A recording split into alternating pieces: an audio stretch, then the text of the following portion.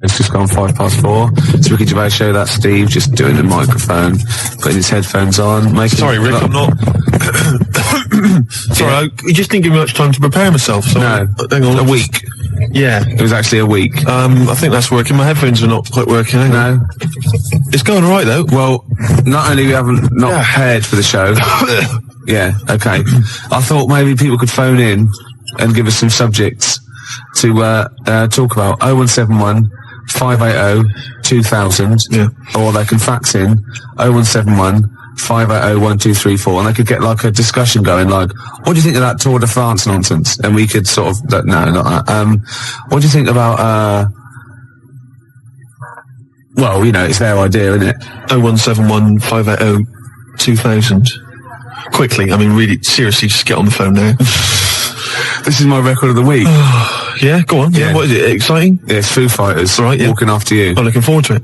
It's quite interesting. I think it's quite interesting, Rick, because, you know, it's a very sensitive song, very beautiful song, and I think it betrays something about you, about the inner Ricky. Yeah. Which I don't think we've ever sort of really tapped into before. No, but I mean, I've got something exciting for you as well. Really? Because maybe you can find love too. Because Petru sent in a piece of paper here from, see there, from Mix Mag. Yeah. But it's the personal ads. Oh, no, it's not. It's an ad. It's Select. That's an advert. Whatever, Rick. It doesn't really matter, does it? Realism, it makes all the difference. No, so I don't think I'm just making it up. Come on. Right. Lonely, depressed bi girl needs someone of any age to understand. Right? Any age. Right. Well, that fits, your any age. Certainly. Yeah. Ugly freaks preferred. Yeah. Right? Anyone accepted. Well, I'm in there. Well, don't count your chickens. Me. Don't count your chickens. Confidentiality and honesty assured. Yeah, that's fine. Reply guaranteed. Give it to me now. Now, I know what you're thinking. Because she said... give it to me now. I know what she said. I know why you're thinking. She's any age, which you fall into nicely. Yep. Ugly freaks preferred, so you're at the top of the list, and anyone accepted. See, but I don't think she realises quite what you look like, because you're not in her framework. Do you know what I mean? So I still think you might be disappointed. No, Gervais, this will work. Let me see this. Only depressed bi girl on it. What does that mean, though? Bi girl. What does that? Bisexual. Bisexual? Yeah. Again, I think she means bisexual. Sexuality of any human. Do you know what I mean? Well, all I'm saying, bisexual, Gervais. Do you know what I mean? Am I right? What do you mean? Hey, three. Yeah, hey, three people. What? Three in a bed. You, a bisexual, and an amphibian. Three in a bed, Rick. Hey. Hey? But you won't be one of them. It's not going to happen, is it? No. It's nearly 25 past 4. Ricky Gervais show. I'm Ricky Gervais. Gervais, I know we haven't got much in the show today. We've not really thought of anything to talk about. Why did you just give a time check then? Just to fill it up. I know, exactly. Yeah. But why? Do you know what I mean? Because the music, music was playing, right? And you mentioned it's 25 past 4. We'd never do time checks. How is that useful? What are you expecting? Someone's looking at it, they're going to think 25 past 4. Christ, I should be at my mum's house. They haven't played any good records. I can't let it interesting, but thank God he told me what else. I've got to take that bun out of the oven. Well, exactly. You never know. But you don't want to tell... Or they probably just realised something good starting on telly. Well, exactly what I was going to say. Don't say it's 25 past 4, because who knows, I don't know, maybe the Antiques Roadshow... No, BBC always start things at 25 past, don't they? Yeah. And 5 to. Well, you're a fool, that's what I'm saying. There's no reason for Why do they do that? Why do they do that and not on the hour like ITV? You know where you are with ITV. BBC, 10 past, quarter past. 0171 580 2000. Yeah. Why the BBC? I'm struggling. You are indeed. Well, I'll tell you what I'm going to do. I'm going to quickly go to an ad break, which is good. Yeah. That keeps people pretty fixed. Oh, yeah, they'll be desperate. Yeah. They'll be listening to those. But I'll do a little trial. Watch this. But after that, if you can hold out for 40 seconds, we've got the new one from the Manic Street Preachers. You've got to be happy with that. I'm loving it. Gervais, before we do it... Go on. I watched Team Knight Rider yesterday. You didn't? You've seen it. It's a new sort of thing. Must be made 10 years later. And it's instead of just the one Knight Rider car, it's a team of them. A fleet of them, Gervais. Team, I think it said teen. No, teen Knight Rider. Yeah, when he was little, he had spots and he was a little bit embarrassed. On like a little sort of scooter. Yeah, and you go to girls and go, hello. Do you want to, Yeah. Teen Night Ride. Teen Night Ride would be beautiful. That's great, isn't it? Yeah. That'd be great. And Kit goes, what are you doing? Nothing. Yeah. I got caught in the flies. Get these kits there, sort of explaining how to shave. Yeah. That'd be beautiful. You dirty little. Now that is really gummed up my CD player now. Oh, we'll stop it there, surely. Teen Night Rider. Teen Night Rider. I'd say if we get on to talking about telly programmes, Gervais, we'll be here all night. Yeah. Won't we? Yeah, well, it's about 4 now. That's brilliant. They're disappointed. But listen, Gervais, I've always said that, when a party's going bad, when you end up in the kitchen, talking about old kids' TV shows. And singing the theme tunes. Exactly. And you remember Swizzlers. Oh, yeah. And Flying Saucers, yes, we remember Flying Saucers. Batwing Jumpers. And everyone starts laughing. Batwing Jumpers. Do you not remember Batwing Jumpers? She's retired now. Thanks. Grot Bags. Grot Bags? What was that? That was the Emu. Pink Windmill. Oh, yeah. Talk about gay subtext. Pink Windmill. So I take it with the fact that we're talking about it, we are in the kitchen at a bad party. We're in the kitchen at a bad party. We've got nothing, have we? We've got nothing to talk about. Usually we say, we've got nothing, we've got a couple of things and we get up. We've really got nothing, Absolutely have we? nothing. What about that Teen Night Rider? We were going somewhere. There must be something. Yeah. Hilarious. Imagine it. What was it? Michael, it's time for school. Oh, come on, I've got bellyache. Well, you're well enough to do that. I have to do that. I have to get rid of my poison. But Teen. I wasn't talking about Teen Night Rider. No, sorry, Teen Night Rider. You're actually going to tell an anecdote there. Well, no, not really. All I was going to say was that it was great yesterday because there was Teen Night Rider, which is the sort of 10 years later. There's a team of people with super electronic cars driving around solving crimes. Yeah. And then it flipped over, and there was Butt Rogers in the 25th century, featuring Gil Gerard. Do you remember him? Good-looking fella. Yeah. And Twinkie, all the rest of it, bitty, bitty, bitty. And sorry, are you on crack? No. Sorry. Have you taken sort of like some real sort of heavy mixture of cocaine and listened to it? What's that? And obviously, good-looking fella, bitty, bitty, and no, that's Twinkie. And then I turned. What are you? That's an impression of Twinkie, the little robot. The robot. The little robot. The little silver robot that went biddy biddy biddy.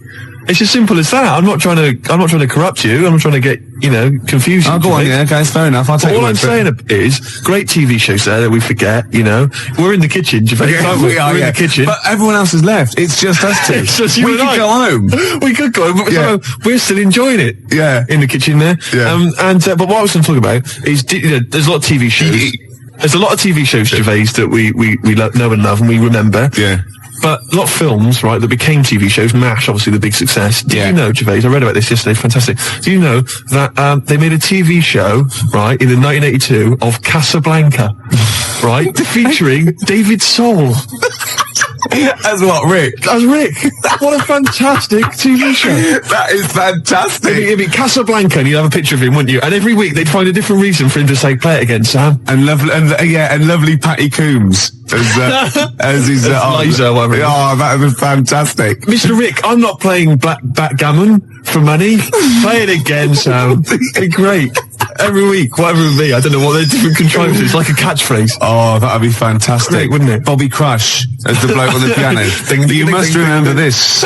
Oh, fantastic. Every week he gets an excuse to play it. That is Well, once, right, I was looking through, right, and there was that TV show called You Must Be the Husband, right? Yeah, it was called You Must Be the Husband. And I'd never seen it before, and me and Jen were watching it, was just flicked over, we saw the last, that we were going to watch something else, and it just ended with the waiter coming up to one of them and going, you must be the husband. And we thought, do they have to remember that every single week? Deary me, that's like hard work. I tell you. Yeah. Putting catchphrases in TV shows, hard work. David Soul. Oh, that is fantastic. Dave Hutch. Who played Victor Laszlo? I don't know anything else about it. If anyone's ever seen it, please give me a call. What a fantastic show that would be. Oh, I know who played Victor Laszlo. What's his name? Rodney. What's his name? Nicholas Lyndhurst. He'd be great, wouldn't he? Nick Berry. That'd be beautiful. Oh. And I tell you what it would be. It would be, they'd be on a golf course, and Sam would miss a stroke, wouldn't he? And they'd just go, oh, play it again, Sam. And everyone else would laugh. It'd be beautiful. Oh, baby bird, if you'll be mine. We can keep this cup forever now. Yeah. We're in the kitchen. Yep. Should make a cup of tea. Yeah. Apparently, Steve, Who says this? He doesn't say play it again, Sam. No, I know he doesn't. He says, go on, play it, Sam. I know that, you stupid toss. Oh, for goodness sake. I studied film for 3 years, for Christ's sake, Gervais. Of course I know that, but it's the TV show. They're bound to have made the same mistake, aren't they? Of course that. You can do an academic subject then. Of course. Oh, I can't. Oh, I'm sickened. I'm sickened. Because everybody knows that, Gervais, and yet he's come out and he's spouted rubbish. Oh, I'm just... Oh. He thinks it's a good show. Oh... God, I'm disappointed. Oh, I'm so angry. He likes the show. I'm so angry because everybody thinks I'm an imbecile. Well, yeah. Well, fair enough. Yeah. No, because I was going to mention a couple, because I came up with a couple of my own TV shows. Go on, yeah, so I've got a few. Have you come up with your own? Yeah. Have you talked about this in the past? Well, yeah. Oh, yeah. You know, like when they have a cliche in the title, and that's the... like the best one we came up with. Like a touch of frost, and it's his name. I know, I love it. Yeah. But my favourite, this is what I came up with, right? It was called Lady of the Night. Right, but that's night spelled K-N-I-G-H-T, right? Yeah. And what is clever about it is, what it is there's a knight, right, a knight of the realm, okay, but it's set about sort of 1870 or something, sort of Sherlock Holmes era, that sort of thing. And he's a knight of the realm, you know, was it Sir Johnson or whatever?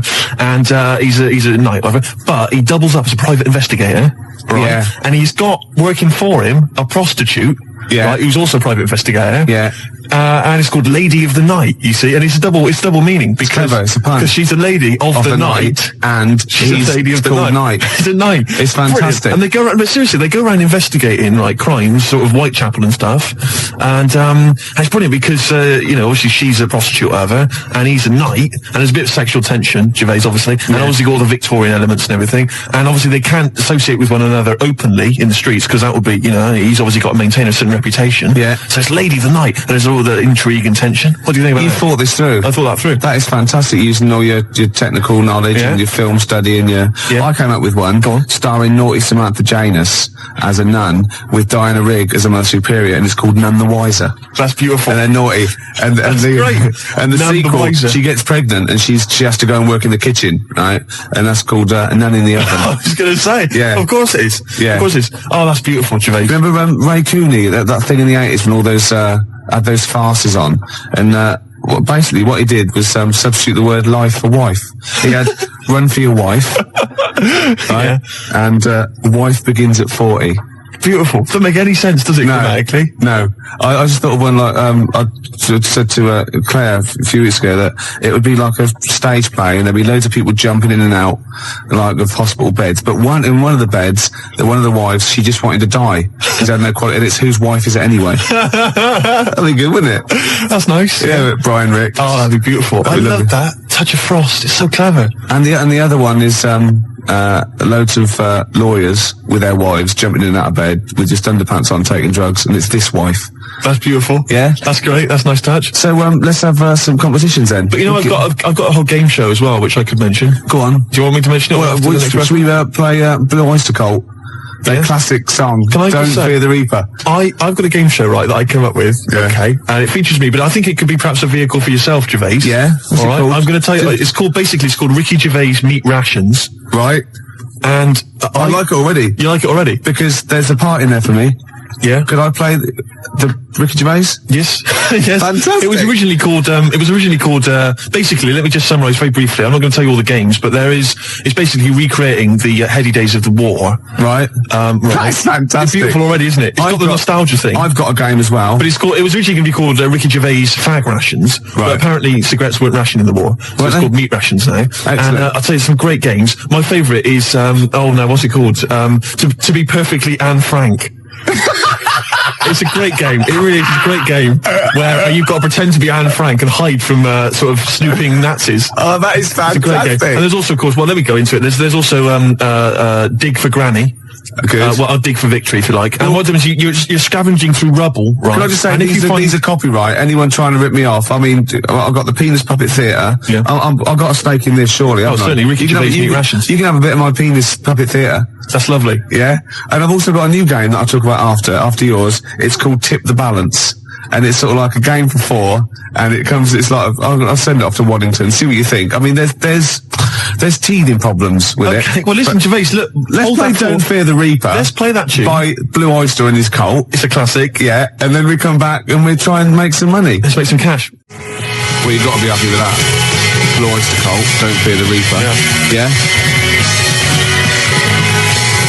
So go on then. So what other games are in this Ricky Gervais's Meat Rations? Well, it starts off, there's the sound of an air raid siren. Yeah, I like it already. And we came up with Start Queuing Up, Mum, for Ricky Gervais, Meat Rations. Excellent. Do I look like sort of Walker out of Dad's Army? Yes. That is fantastic. Now you come in. Yeah. And what it is, the set, right, is kind of like half of it is an old sort of East End pub, and the rest is kind of rubble and debris, and a skyline of ruined, Britain. And what it is you come in, you're fairly sort of sharp and dapper, and of course Chaz and Dave provide the music throughout the show. And you know the Dolly Bird that usually comes on? She's a woman with like curlers with a little scarf on it. That's right. She comes out with those little floral aprons. You've got it. Fantastic. And there's a game show. There's a bit in the show called Roll Out the Barrel. Yeah. I don't know what happens in that. Yeah. Roll out the barrel. We could think of something. There's a barrel of fun, sort of thing. Yeah. And there's a dig for victory where you've got like a big pile of rubble, right? And you're digging through it, scavenging for food, canned food. But if you find like relatives or friends, you score extra points. Oh, that is fantastic. And there must be some sort of fun with like gas masks. Yeah. When you can all put them on and dress up as like, I don't know, one of the banana splits. Yeah. What could that be? Gas? Who snork? Yeah. Yeah. Well, possibly. So every week there's the real snork. Right. So it's like confessors come on. They put which one snork? Which one snork? Yeah. So you've maybe got three celebrities. Yeah, it was a gas mask and the real snork. That's great. So you got someone like Ted Malt's son. He pops one on. You got Frank Bruno. Yeah. And Jilly Cooper. That's it. And they put their mask on and like a little outfit. And then the real snork is there. And you got to ask them questions. Like you get like Bernie Winters and Henry Cooper going. Number three. How long have you been in the banana split? And Jilly Cooper goes, about 6 years ago. I don't know. I think the banana split's been going longer than that. No, I don't think it's number 3. What do you think? And Bernie Winters go, number 1. Number 1. How did you get the job being in banana splits? And it's probably Ted Malt's son going, I answered an advert in the paper. That's not right. They were born. You know what I mean? And there's Chaz and Dave in the corner just going, na na na na na na na na na na na na na. Yeah, with the real snorks, and they always the lights go right, and the one stands up and he sits back down again, and then the real snork, and the others all take their mask off. And they go, "Lovely, Jilly, what are you doing now?" Well, I'm appearing Puss in Boots down in Brighton. Oh, that'd be fantastic. Wait a minute. What? Jilly Cooper? I don't know. What does she do? Oh, she's a novelist. She's a novelist. Oh, yeah. Now appearing in Panto. I'm not letting you book the guest. Oh, God. But wait a minute. What? I mean, I love your idea. Yeah. Who snork. Yeah. It's a bit odd, isn't it? How we started off with a kind of wartime nostalgia show, but now we've sort of featured sort of quite bad 70s animal things. Nothing wrong with the banana splits. But I like that. That's a good game. Yeah, okay. That can be like a special feature. So I'm just going to make a note of it because we've got Dig for Victory, to be perfectly Anne Frank. Yeah, and Who's Snork? Who's Snork? Yeah. Well, I'm full of ideas. I could probably help you on this. Oh, this is great. Well, what other... Yeah. Maybe we'll come up with some other ideas as we go on. We've still got Tip the Balance to go. But can I just say, I did actually once try and pitch this.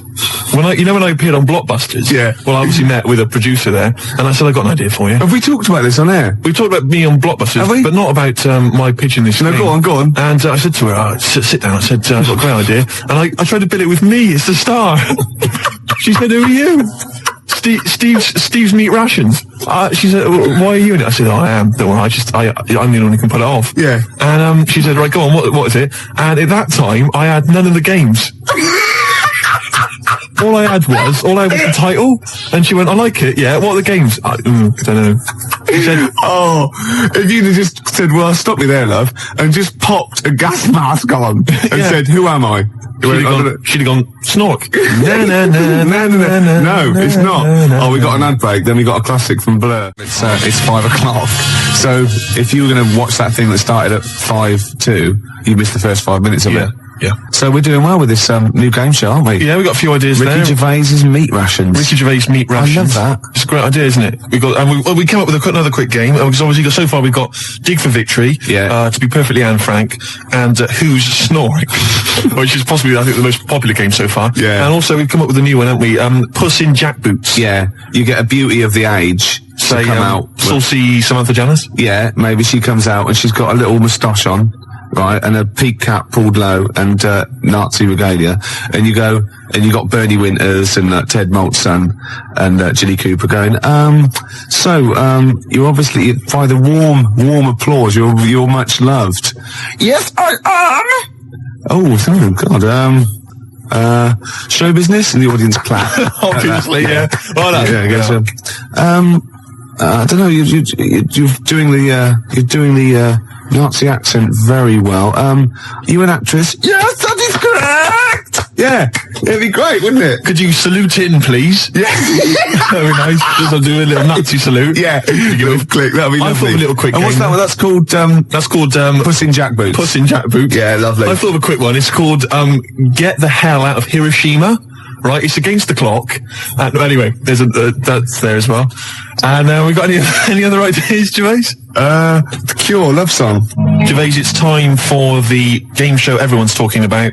Make Gervais laugh. Yeah. We've had an entry here this week, alright, and what it is, let me explain the rules. Somebody sent in a picture, Gervais, right, I'm going to show it to you now, and if you laugh, then hopefully this young fellow wins a prize. It's from Neil in, let me see, Highgate. Oh no, I'm laughing already though. Are you? Yeah, because well, straighten yourself out. Alright, okay. Straighten yourself out. Now, you've not seen this picture. Oh, it's been so disappointing if it's not funny. There's nothing worse than that, you know what I mean? I know. Okay. Well, I think you'll laugh. You run the risk. Well, that's the nature of the game show. Okay. Alright? And what's in it for everyone else who can't see the picture or cares? Nothing. Right, nothing. no, that's good. But then, you know what? We're not here for their amusement, are we? Alright, you know, we're busy men, we got things to do. We got to entertain ourselves. Yeah. But what I would say is, what is there in this show anyway for anybody else? Good point. At least we get a laugh. Yeah, okay. Now, Really? what would you say? Well, the other thing though, is there a prize for Neil? Yeah, if I laugh, what can you give him? will you give him sort of like a chuckleometer? You go on the Ricky Gervais's chuckleometer. The chuckleometer? Yeah, it's up to 10 CDs. Right. Oh, really? Yeah. Oh. Okay. All right then. Well, okay. Because that first one we did ages ago, that was up number 10, wasn't it? Yeah, 8, 9, 10. Yeah. Right. Here comes the picture. I think it looks to me like it's an internet picture. I'll be honest with you. You ready? Yeah. Okay. Here comes the picture now of Gervais.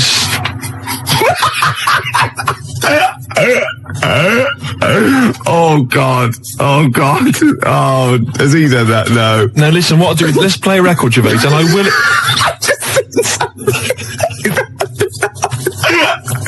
Don't explain it. We can explain it. We can explain it. No, don't, please. Right, no.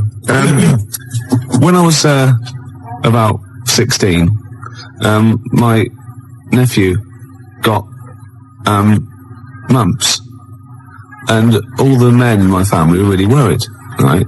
And I soon found out why. You know, obviously, if you get mumps when you're an adult and you haven't had it before, you go sterile, or it can cause sterility. Really? Yeah, yeah. And I was about 16, and this worried me, and I went to her and I said, have I had mumps? She went, you've had one mump. Now, I don't know what mumps are or is, but I'm pretty sure you can't have a mump. Or, I think she meant that one side of my face swelled up, like a gobstopper, it was. But what is a mump, or what are the mumps? I mean, it's a viral infection, isn't it? I don't want to embarrass myself. I don't want her to be right. Like, I don't know. Can you have a number of mumps or one big mump?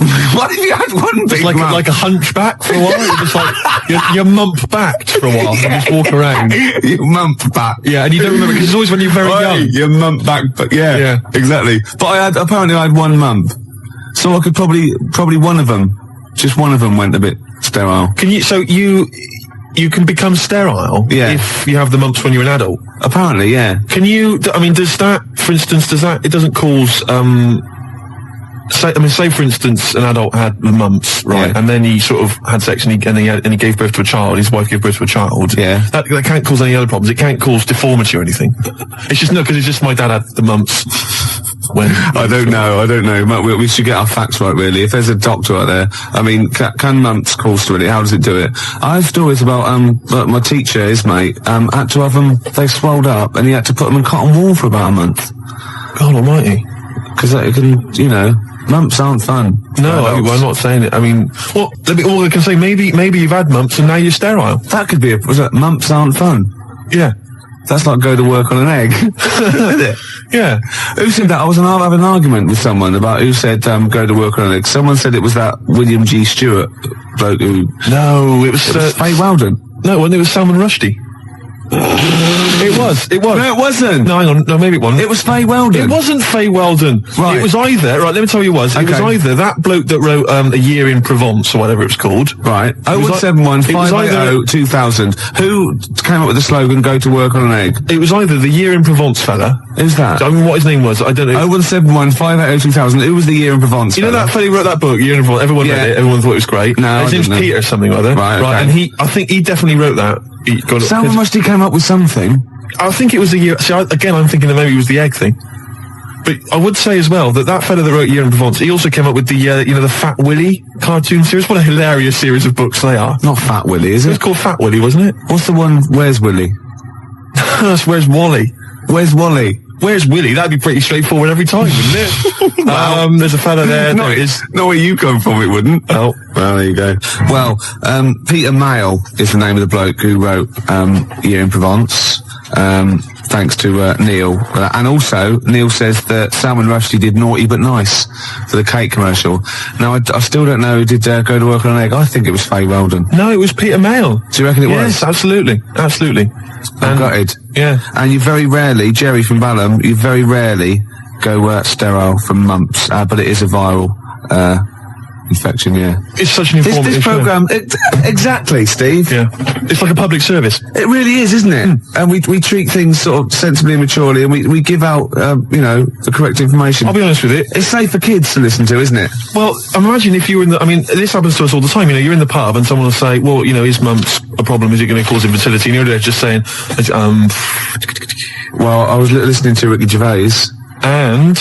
It's very rare. It is a viral infection. And do you know who did go to work on an egg? They went, no. Peter Mayle or Faye Weldon, we're not sure. Possibly Salman Rushdie. No, definitely wasn't Salman Rushdie. That's quite incredible, though, to go from writing Naughty But Nice about cakes to live in a hole for the rest of your life. I used to write when I was at school. Oh, yeah. Now, I didn't watch sort of kids' programmes when I was growing up. I watched sort of crap adult ones. ITV on the telly from 12 midday through to like midnight, and I'd watch all the police series, Police Story, Charlie's Angels, Steve Austin, and Teen Knight Rider, yeah. And I wrote this essay at school, and I just couldn't stop, and I started serialising it, and every time I just kept writing. I was sort of like, people were reading it at school, and it was about a New York cop who was as hard as, you know what I mean? Yeah. And I worked out what his name was. Now, God, this is how television influences me. Because it was one word name, which is his surname. That was the title of the book, title of the series, and that's what all his friends called him. Right. It was called Jezuk. Jezuk? Yeah. Jezuk. Yeah, I thought it had a Z and a J. Jezuk. Yeah. Do you know, it does sound so close to like Pillock or Jesse. Yeah. Or Nonce. No, nonce. There's no nonce. Well, do you know what I mean? The cross between sort of Jezuk. Like Pillock and Jism. Damn you, Jezuk. Yeah. You're off the case. Give me the badge. Keep the stinking badge. I don't need a badge to be a cop. It was all stuff like that. And he'd first do, yeah. And so he'd look at his gun and go, this is my law. Oh my God, it's Jezuk. How did he find us? Jezuk. Yeah, it was great. There'd be shootouts and everything. Oh, fantastic. Let me just ask, did he perhaps have a broken marriage? He was hard boiled. He played by his own rules. Didn't he? Yeah. I imagine. Simultaneous with this. He was a bit of a drunkard as well. Had a bit of drink. No, he didn't drink. Oh, no, he was a good looking fella. But he was letting himself go. He was a bit hard bitten. Yeah. And the other thing I was sort of simultaneous, which was more of a novel. I wasn't serious. I was actually writing a novel, and I got like 3 exercise books, right? It was about this kid, right? Oh, God. Right? He saw his parents just brutally murdered for no reason by a gang of outlaws, yeah? And he buried his father, and he knelt down on the grave, and he said, looked up, and he goes, as God is my witness, I will avenge thee. And then he sort of went to the the store, and he got loads of bullets, and he practiced, and he was the fastest guy. He was only about 16. Yeah. His name was Jody Barnes. Jody Barnes is alright, yeah. Yeah, good, Imagine, that's nice. Yeah. Oh, fantastic. Have you still got any of those exercise books? I hope not. That would be the incredible. teachers used to sort of like, I imagine going, yeah, it's good. I imagine them passing around the, he's done another one. Gervais has written another episode of Jezuk. Yeah. But I say, seriously, if you brought one of those in and read it out, I'd be entranced. Imagine it. Seriously, that'd be great. Do you think The your mum ramblings might... of a twisted 14-year-old brain that only ever watched ITV cop shows. Do you think your mum might still have some copies of Jezuk? No. Was it like sort of, the initial one was like Jezuk, then it was like Jezuk abroad, Jezuk in Paris, Jezuk on safari. Yeah. Here comes Jezuk. My mum... Return of Jezuk. I liked that Jezuk. He's a proper man. Yeah. He's not like you. But Mum, I invented Jezuk. You're a Nazi. You couldn't be like Jezuk. He's in my mind. Return of Jezuk. Here comes Jezuk, son of Jezuk. Oh, it's fantastic. What if Jezuk met Jodie Barnes? They'd get on. They'd have no quarrels. They could team up. Oh, it'd be fantastic. After the break, a little bit of Lars. Teen Jezuk. Still here then. Gervais, you've embarrassed yourself. Oh, just shut your ugly gob. You bug-eyed, anemic, fish-faced tosser. Nice to have you back. 4:05 on a Sunday, Ricky Gervais, XFM 104.9, London's only alternative. Steve. Yeah. You know we gave away those CDs. Hey, great giveaways. Just good radio, isn't it? We've got CDs to give away. Tickets and that's good radio. Do you remember who won them? What, last week? Yeah. Well, no. Right. I've got to get them back. What, are these the CDs that we took from the library? Yeah. I've got to get them back. 0171 580 2000. If you won those CDs, could you give us a call? Well, why should they bother? They're probably busy listening to them. Do you know what I mean? You can't give something away and then take it back. Yeah, I need big time. I've got to get them back. We've had a bill for the computer as well. That's mine. No, it's not yours. It is mine. It's not yours. I procured that. That is mine now. No, that technically counts as ownership. Listen, Gervais, it's not yours, all right? I've told you this before. I've explained this to you 100 times. What? All right, if you urinate on something, it is not yours. It does in the cat world. That's what cats do. That is what cats do. They go around their territory. That's theirs. They urinate on it. That computer's mine. If a cat urinates on something, right? Yeah, in its cat philosophy, it owns that. I agree. That's a sort of what do you call it? A sort of territory thing. What's the difference? You're not a cat. No, I know. You're not a cat. That's discrimination. No, you're not a cat. You can't live life by cat rules. Well, I've got loads of stuff like that. My flat's full of stuff that I've got like that. What? Yeah, I've got 2 telephone boxes. Right. I've got a cash point machine. Yeah. Glyn was furious. He was getting out money. Right. Side of a church. That's yours. Yeah. 2 BMWs. Well, I had 2. I've got 1 now. What happened? The second one, the owner caught me, and he started doing the same. And because I started first, I finished first, so he finished last, so it was technically his again. Is that how it works? Yeah. If I piss on something, then that's mine. Yeah. But if someone else pisses on it, then that's theirs. Yeah. Is that how it works? Could you say urinate? This is XFM 104.9. They are mine now. They're not yours. They're not. They're my shoes, Jimmy. Yeah, and they're mine now. No, they're not. I can't believe... this is why I don't want to do this anymore. Why? I can't believe you. They're my shoes now. That is ownership. That counts. In the cat world... They're my shoes now, and some of the carpet is mine as well. In the cat world... Yeah, wow. You cannot live your life by the rules of the cat world. I can. What does your girlfriend... What's this? Oh. Not many people can do that. XFM 419 £9:15. How do these sort of little theories of yours develop? What? They come in my head. Then they're alright. Then I like them and they happen. Right. Then they're mine. Yeah, it's fine. Okay. Yeah. What do other people make of the fact? They go along with it. What, your girlfriend? Yeah. And all my special friends and the friends that I make. Does she mind that your flat looks like an East End lockup and stinks of urine? No. She don't have a problem with that? No. The sinuses are gone now. Completely gone. Her sinuses are gone? Yeah. The Charlie? Yeah. Oh, I thought as much. Well, I know what you rock and rollers get up to, Gervais, in your spare time. Oh dear. It's beautiful to see you again, though, because we thought you would. I'm looking good. We thought you'd be gone forever. Why? But you're back. It's No. beautiful to see you. No, I'll be around for it. Anything planned? I didn't expect. It's like my life. I didn't expect to be here this long, so anything is a bonus. You know what I mean? Yeah. Any plans for today's show? Got some more records than that, and some absolute drivel. Right. Yeah. Packed into 2 hours. So no different. No. Hey. No. Great. Well, it's going well. Yeah. I've got a little competition. Yeah. Which I'll maybe introduce after the. Is there anyone mad enough to sleep with me competition? Because is it? I'm not doing that one again. All right. I've got a different one. Yeah. I've got a different competition. Keep calling the Samaritans, please. We don't do that sort of thing, sir. Please. Or else. Can't threaten the Samaritans. Why do you like that song so much? Because they're singing about you being an ugly tosser, alright? Just gone 20 past 4. Gervais, I hate to kick people when they're down. No, you don't. You like it, and you like people twitching when they've been badly hurt. But I don't know how this came about, but I started to consider the songs of Carter, the Unstoppable Sex Machine. I don't know why. Someone was playing one in my house, and we were flipping through the record, the lyric sheets. Fruit bat. Now I don't know. When I was when I was in the sixth form, when I was in the sixth form, Gervais, everybody had a Carter USM T-shirt. Yeah. And I imagine you probably. By the end of the 80s, early 90s, all events officers, A&R men. Yeah. What were you doing about that time? You'd have been what? That was when you were claiming benefit while still working. Yeah. You had the wheelchair and everything. Yeah, the tartan blanket. Nice. Fantastic. Because everybody had a Carter USM T-shirt. I didn't have one because I didn't. No. Do you know what I mean? That wasn't me. It was all a bit cliquey, and they didn't like me for it. Yeah, it wasn't because of that, though, was it? It was because they sort of had like symmetrical heads.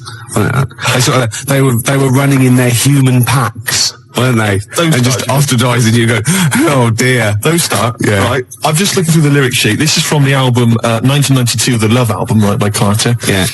Just give you a taste of some of the lyrics. Yeah, go on. Which we thought were so profound in 1990 or whatever. I never did. This is from the track "Look, Mum, No Hands." I should point out that many of the titles of their songs are appalling. There's obviously my favourite, possibly the worst, is "The Road to Domestos." That is the worst name for a song I've ever heard. I mean, what's that supposed to do? Anyway, check this lyric out. This is one of the lyrics. Go on, I'm ready. Go on. He flies through the air with the greatest of ease, that daring young man in the blue dungarees. What the hell does that mean? Oh, is that supposed to be profound? Oh, she flies like a bird in the sky high. That ugly old tart with a sty in her eye. This is quite a nice one. Listen to this. Is clever. This is bloody clever. Go on. What they done? What's Fruit Bat done here? If we club together, with all the diamonds. Hey, hold on. I'll stop you there. Club. Go on. Diamond. That's so far. Oh no! Wait. Oh, come on. Go on. If we club together with all the diamonds we've saved, we could look to our hearts and say, hold on, hearts is a suit in this. Oh, go on, clubs, diamonds, hearts. We could look to all our hearts and say, we've got it in spades. What does that mean? Spades. Hold on, what does that sentence mean?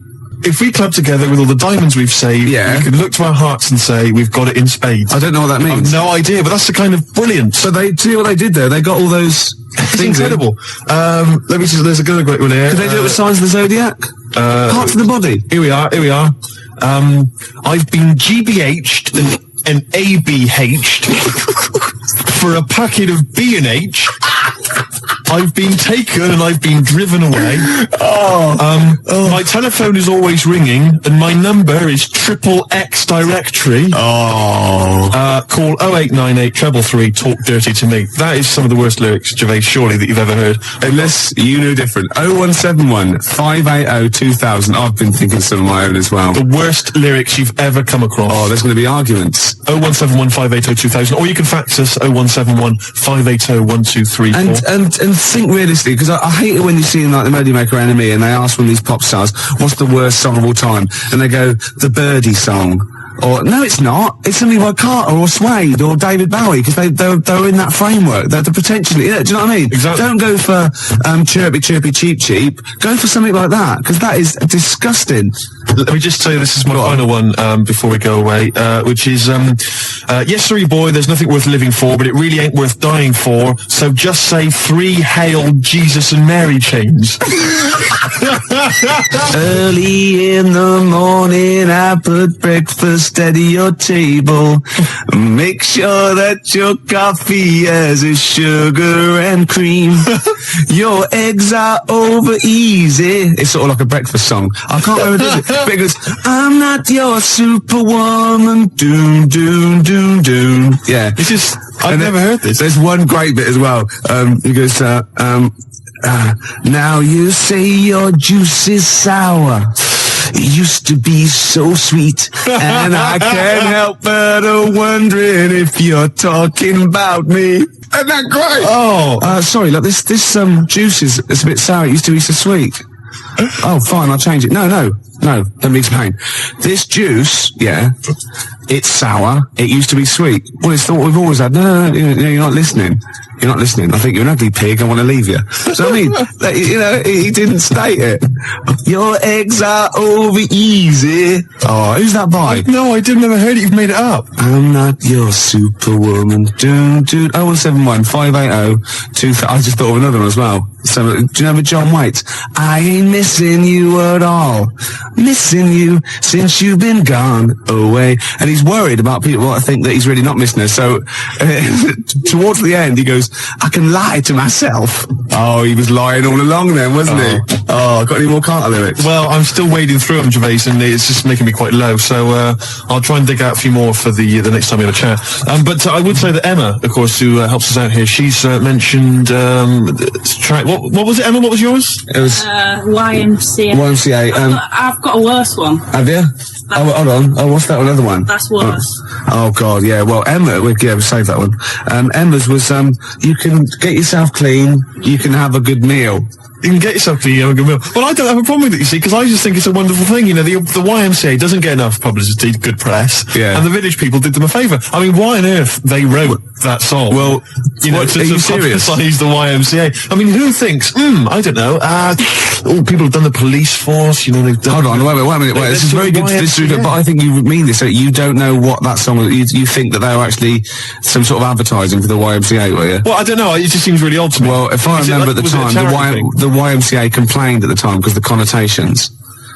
Oh, God, it's just a PR thing for the YMCA, I imagine. It's like that one that in the Navy. Yeah. Do you know what I mean? Another sort of PR thing for the Navy. It's just bizarre. When they were dressed up as sailors and stuff. Yeah, well, whatever. Whereas usually they sort of like construction worker with a nice moustache, aren't they? Yeah. Traffic cop. Yeah. Jumpers. And, what? I don't, I'm worried about the Red Indian sheep. Am I supposed to be reading? Am I supposed to be reading between the lines or something? I don't understand. I mean, I don't really understand. I mean this seriously. Okay, I don't right. understand what you're talking about. Okay, this is fine. Well, that's it. Obviously, there were gay connotations. It's like a gay icon record, isn't it? YMCA in the Navy. That was the point of it. What did you need? One of them dressed as Judy Garland. What? I don't understand. What was your problem with that? What? There's another. I don't understand why that suggests that people are gay. It doesn't necessarily. It's high camp, isn't it? It's been adopted since as well. But the four of them, there's a guy dressed as a motorcycle cop. There's no reason why he should be gay. There's no reason why anyone should be gay. There's a builder. Yeah. Right. So no builders are gay ever. There's another one. I can't remember what the other one is. Right. And then there's a Red Indian. Why on earth the Red Indian is supposed to be an icon? I don't know about that. I'm flummoxed on that one, I'll be honest. So what I'm saying to you, Gervais, is if you're going to if you can talk about gay people, then why don't they use the cliches? Why isn't there a hairdresser? Right. And because it's probably the sort of cliches that even scene gays want to get away from. Also, you're confusing camp ITV gays with real homosexual people who live normal lives. If I'm going to write a song about gay people, I'm going to have a hairdresser. Yeah, you are. In order to appeal to a gay community, I'd have a hairdresser, John Inman. Larry Grayson, obviously, and I don't know. You wouldn't have Jason Donovan then, obviously, because he's not. So you wouldn't have him, would you? No, I wouldn't have Jason Donovan. No. Well, I wouldn't have Philip Schofield. Well, I wouldn't even have. I wouldn't have Andy Peters. Right. I wouldn't have Andy Peters. Okay, I'm getting scared. Shut up! I would not have Andy Peters. I'm getting scared. I would not have Andy Peters. A few more Carter lyrics for you. Go on. You'll enjoy this one. It's just one big knees up, a night on the town, a storm in a teacup, more like a teacup in a storm. Yeah. Man. You know what I mean, man? Yeah. It's more like a teacup in a storm. Yeah, they've twisted it, haven't All they? right. Yeah. Ian Canfield, you know, he's 12 now. He does the rock show. Oh. He called, and that I'm not your superwoman. It was Karen White. And he also says a worse lyric in YMCA is, young man, there's no need to feel down. Fair enough. Another Carter lyric for you. The tequila sun is rising. And listen to me. The tequila sun is rising and the Harvey's Bristol moon is shining. Because they've got Harvey's, shine on Harvey's moon. Yeah. And somehow Harvey's Bristol moon is shining. I have no idea. It's got to be something about pulling your trousers down in a coach. It's just isn't it? Rubbish. And also, Quick Space, I played that and you said, oh, why is that your favourite? And I got annoyed because you've got no taste and shouldn't even question me. And I said it was about you being an ugly tosser. Well, Nina, from the band, who's round at Jan's, said, no, it's not about him being ugly. And the worst lyric is from the Beatles. You should see her in drag in a polythene bag. What's that from then? I don't know, polythene Pam or whatever it's called. Could be. Yeah. Could well be. Alright, then the worst Beatles lyrics, we'll have those as well. There's a lot of them to choose from. There are a lot. No, I'm not dissing the Beatles.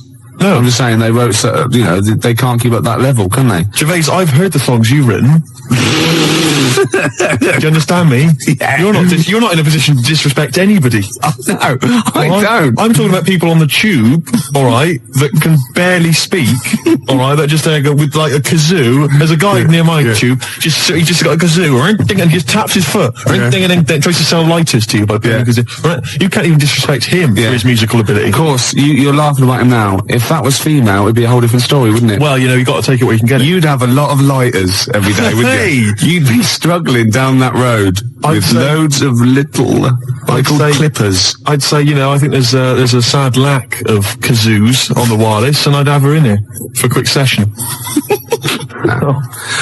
Well, we better do a competition now. Okay, yeah, well, we've got these two pairs of pulp tickets? So you've no idea, have you? I've no idea. You just want to, we've got there. Oh, can I do this bit? Man, you don't know what you're doing, do you?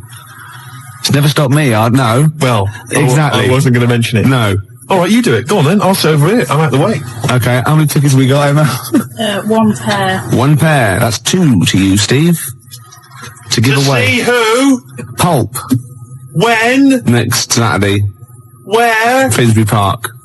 At what time? About 9. And what have people got to do to win tickets? Yeah, now you're stumped. What? You suggesting I should plan this show? Yes. Is that what you're suggesting? Yes. Why? All right, now listen, I think we should just give people an added reason to phone in with their worst lyrics ever. They can win this pair of pulp tickets. Yeah. And then if we get bored with that in, say, about 10 minutes' time, we'll come up with another reason. If it'd take 10 minutes for us to get bored. I'll be surprised if we actually bother. Yeah. Yeah? Yeah. Got an ad break, and then I've got a pulp song lined up. Before you do that... Oh, we should tell them what the competition is, shouldn't we? I just did. What was it? I wasn't listening. I wasn't listening. I really do turn off when you talk. Emma, what was the competition? I'm not sure if I want listening. 01715802000. Any ideas what the competition was? What was the competition? Forget about tomorrow. Wise words unless you're talking about pension plans. That's Feeder on XFM 104.9. Wise Gervais, Steve Merchant, Claire Sturgis. Competition time. I haven't got the usual competitions of songs of phrase and monkey news and the other car nonsense. I'm not. There's no cheapest chimps. There's no cheapest chimps this week. I'm devastated. It's back next week. I don't know. Although let's do a quick cheapest chimps. Okay. So, chimpanzee that. Cheapest chimps. Do you know how much a chimp is, Steve, to buy? Really, no. 55 grand. Okay, the competition is this. A little Imagine behind the David scenes. Dickinson examining that in a couple of years' time. This is as cheap as chips. Yeah. You can sue him then, because he ripped off your phrase a little bit, didn't he? You've been done here, mate. You have more money than sense. 220 I'll quid. tell you what, have we got monkey news today? We might not get to it, mate. We are running out of time. No, we're doing it. What do you mean, we're doing it? It's... The show isn't complete without it. I'd rather drop adverts and stuff. Well, I'd rather drop adverts. No, we're doing monkey news. Do you want it? Rick, my concern is that if you put Monkey News on the subs bench, it's going to be like David Beckham. Yeah. He can have his eye wandering to other radio stations. Yeah. And look what he's doing. Yeah, he's He off might to be Real leaving Madrid. off to Real Madrid. I might take monkey news off the radio too or something. Yeah. Right? So don't be leaving monkey news on the I bench. imagine if they're listening now, they're probably going to call you and go, Carl, were you serious about bringing monkey news to Radio 2? Because the check's open. Well, do you want a bit now or what we're doing? Well, no, I wanted you to tell Steve about your holiday. Well, that's you too, with or without you, but we've got to cut it a little bit short because we're actually running out of time. It's so jam-packed, this show. We've got monkey news on the bench. Carl just remembered, we've got Cheeky Freak of the Week to fit in. I don't know what to do. Oh, dear. Okay, so Monkey News, please. All right then. Let's hear the jingle. Oh, chimpanzee that monkey news. Right. Now, before And again. Go on. Oh, chimpanzee that monkey news. Brilliant. Right? Right, before I went away, I told you about Alfred. He was the monkey where there was a robbery going on in a bank. And then he nicked the robber's loot and backed out with a gun. Yeah, He sort of stole, he robbed the robber, didn't he? Yeah. Did he take his gun as well? He took the weapons. He took all the weapons. There was like a couple of robbers. He managed, because they were so amazed that a monkey was coming in. It was like, Don't talk shite twice. Right? So anyway, got a follow-up to that. Okay, now what was that monkey's name? Alfred. That was Alfred. So anyway, because a lot of people wanted to know, well, you know, what did he do? Did he go off and have a holiday? Did he? No. Right,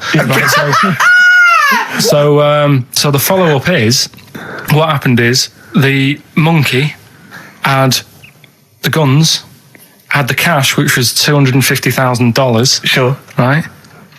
It went back to the zoo.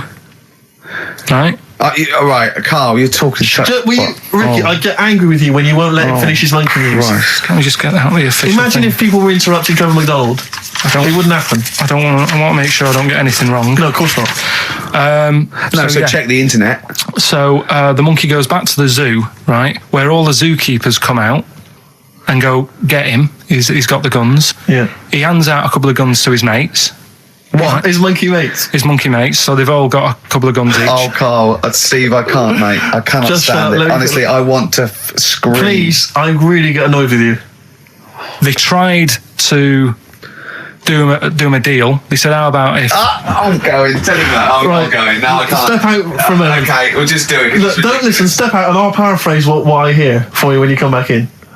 Step out. Now, please, I need to hear the end of this. This is monkey news. This is important stuff. Right. Ricky now has left the room. He cannot bear to hear, which is surprising to me. Right, so anyway, so yeah, they've got the money, and they say to the zookeepers, how about we give you some cash? Yes. And they go, oh, Sorry, hang on. Sorry, the zookeeper said that to the monkeys. yeah. Right. No, the monkeys who have got the £250,000 Right. say to the zookeepers, we'll sort you some money out if you let us go. Sorry, the monkeys say to the zookeepers, we'll give you some money. Yeah. You don't see any problem with that? Right, listen. Okay. It's nearly finished. Right, I'm listening out there. This is ridiculous. Go. What do you mean the monkeys say? What do you mean the monkeys say to the zookeeper? They were probably holding the money out, like kind of going, look, we'll do your deal. Right, okay, come on. And what happened is, I think they were happy with that. I think they left, and that was that. They wanted to get out of the zoo because they didn't like it in there. There's the thing. Right, I don't... Just have a look. Right, Carl, think. Right, how did they get out in the first place, this one? Just let Steve have a... So why did he go... So he went and robbed... He thought... What, he knew there was going to be a robbery that day, did he? He might have been getting some money before they went to escape, and then that happened and they had more money. They might have been withdrawing some stuff out. What do you mean? If he was planning on leaving the zoo, he's going to get his savings. What are you talking about? What have you read there, Steve? I've got a feeling this is a review of one of the Planet of the Apes films. I think it's escaped from the Planet of the Apes. I'm not certain. It could be beneath the Planet of the Apes. Right, Carl, think. Please think, right? So this monkey, right, he leaves the zoo, right? So he leaves the zoo, which he can do, presumably what? They leave him the keys or what? They're chatting to him, they might as well. He goes to a bank. What's he thinking of doing? Sees a robbery, probably by chance. He probably wasn't tipped off, was he? Or has he got one of those police scanners? Probably got one of those police scanners. Well, I think he was going to the bank to get a mortgage to build I think he wanted an extension, didn't he, on his cage? Think of that. And so I love the fact that he hands out the guns and they do a deal. It's honestly, you've got the best mind working on radio today. It's incredible. The only person who makes less sense is Terry Wogan. He goes up and down, doesn't he? I can't understand his sentences because I don't know. No, it's like free-form poetry. Yes, I don't know whether it's the end of a sentence, in the middle, is a new one. Yeah. But let's have the jingle again, a record, and then we'll probably have to wrap up the show, I imagine. That was chimpanzee that monkey news. Karl Pilkington, well, you know what it's time for, don't you? Chimpanzee that monkey news. It always gets me, that jingle. It's a joy. What's more, please? Well, Carl, do you reckon you could sort out do other people have real jingles with their name on it and don't have to say who's in the room, what's happening, and do their own jingles? Well, Christian's got one for it, for Monkey News, that he does. Why is Christian doing Monkey News? I don't understand this. Because he did it ages ago. So you ripped it off of Christian? I haven't ripped it off. I said to him, there's enough Monkey News to go around. Right? Well, hold on, though. I don't want cast-offs. I thought this was your idea. Let's not do it. But what's new? What's new? What? There's Monkey News out there. I mean, if he wants to have a meeting in the week and say, well, this is the news I've got, the way I see it is he can do it in the week. He's doing like the news at 10 type Monkey News. We're on a Saturday. We're like the, Jeremy Paxman Monkey News night. We look at stuff more in depth. Well, you very much get behind the Monkey News, it's true. Yeah. You sort of interpret it. You give it your own spin. You're the man behind the monkey behind the news. I mean, I know that. Yeah. But ours isn't called Monkey News anyway. It's sort of generic term like the news. But ours is called Chimpanzee That, isn't it? Yeah, but he's seen a bit of Monkey News in it. Right. So are we doing it or not? Well, I've got no reason to stop doing Monkey News. He probably played Radiohead as well. Well, should we not do that? I said that David Attenborough did Monkey News before all of us. Do you know what I mean? But I personally don't listen to Christian because I don't get up that early. So, I'm missing out on a lot of Monkey News. I'm not saying I don't listen to it because I don't get up that early. I'm not saying it's a bad show. My point is this. There's a lot of people I imagine who don't listen to Monkey News in the week. Perhaps they miss it or they're busy. It's nice to have a little kind of omnibus Monkey News at the weekend with Karl Pilkington. So that's what this is. So we're doing it then. Let's play the jingle. Chimpanzee That Monkey News night. Excellent. Good. So we'll sort of get some monkey experts on maybe next week to dissect it. Right. Are you ready? Yeah. Right. There's this monkey. Right? Oh, yeah. It's called Jack. Yeah. Right. I got pally with this bloke who worked in a railway station. How? Pen pals? I don't know. I didn't say all that. I'm just telling you. I'm not sure. Chat rooms on the internet. So anyway, he's helping him out all the time. It's this fella's job, right, to sort of make sure it's safe for the trains to come in, that sort of thing, right? But he's always working on his own, so he's got his mate Jack in with him, right? This little monkey, and they're having a good time. They share lunch together and stuff like that. Anyway, it gets to a point when the fella whose job it is, right, starts getting old. And Jack, the monkey, starts getting more involved. Presumably this is a chimpanzee as opposed to a monkey, you mean? When you say monkey, it's generic term, you mean chimps usually, don't you? Yeah. Go on then. So, he's clocking the fella doing his job and he's thinking, I can do this, right, the monkey. I love it. Yeah. He's helping out, he's pulling down the levers and stuff, so the train's sort of coming on the right lines. Sure, yeah. He's clocking it, he sticks his head out of the little window, see the trains coming and that. I hope British Rand are listening. Yeah. Right? In the end... Oh, yeah. The fella whose job it is, he lost a leg for some reason, couldn't work anymore. Lovely. Gave Jack the job. Yes. Right. Okay. The railway company are happy with that. I'm sure they interviewed a number of people, but he was the best monkey for the job. And that's good, isn't it? Well, it's not true. Right, once again.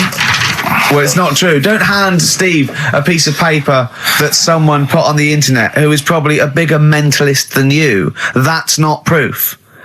It's not true. At no point did a railway company give a chimpanzee the job of signalman. It was ages ago.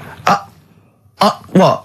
Steve, when was it? It was before trains, probably. Well, it's in the 1880s, according to this piece of paper, which is what you've based your monkey news on. Now, of course, I think ITN and a lot of the news channels, they tend to get lots of independent confirmation of their news before they give it out as fact.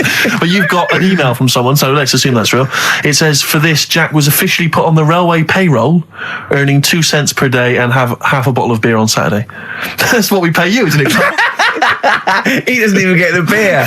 Oh, dear, he's not allowed to drink, are you? Someone emailed in, actually, and said, Carl, some years ago, did you die? And they took your face and transplanted it onto that of a chimpanzee. It would make a lot of sense. I've never seen you. He always has some T-shirts right done up and long sleeve. I bet he's hairy under there. Yeah. I bet you are hairy because you have to shave right up to your eyes. You're one of them, aren't you? And I can see the growth, and it comes out the top there. Are you really hairy underneath? Pretty hairy. Are you really?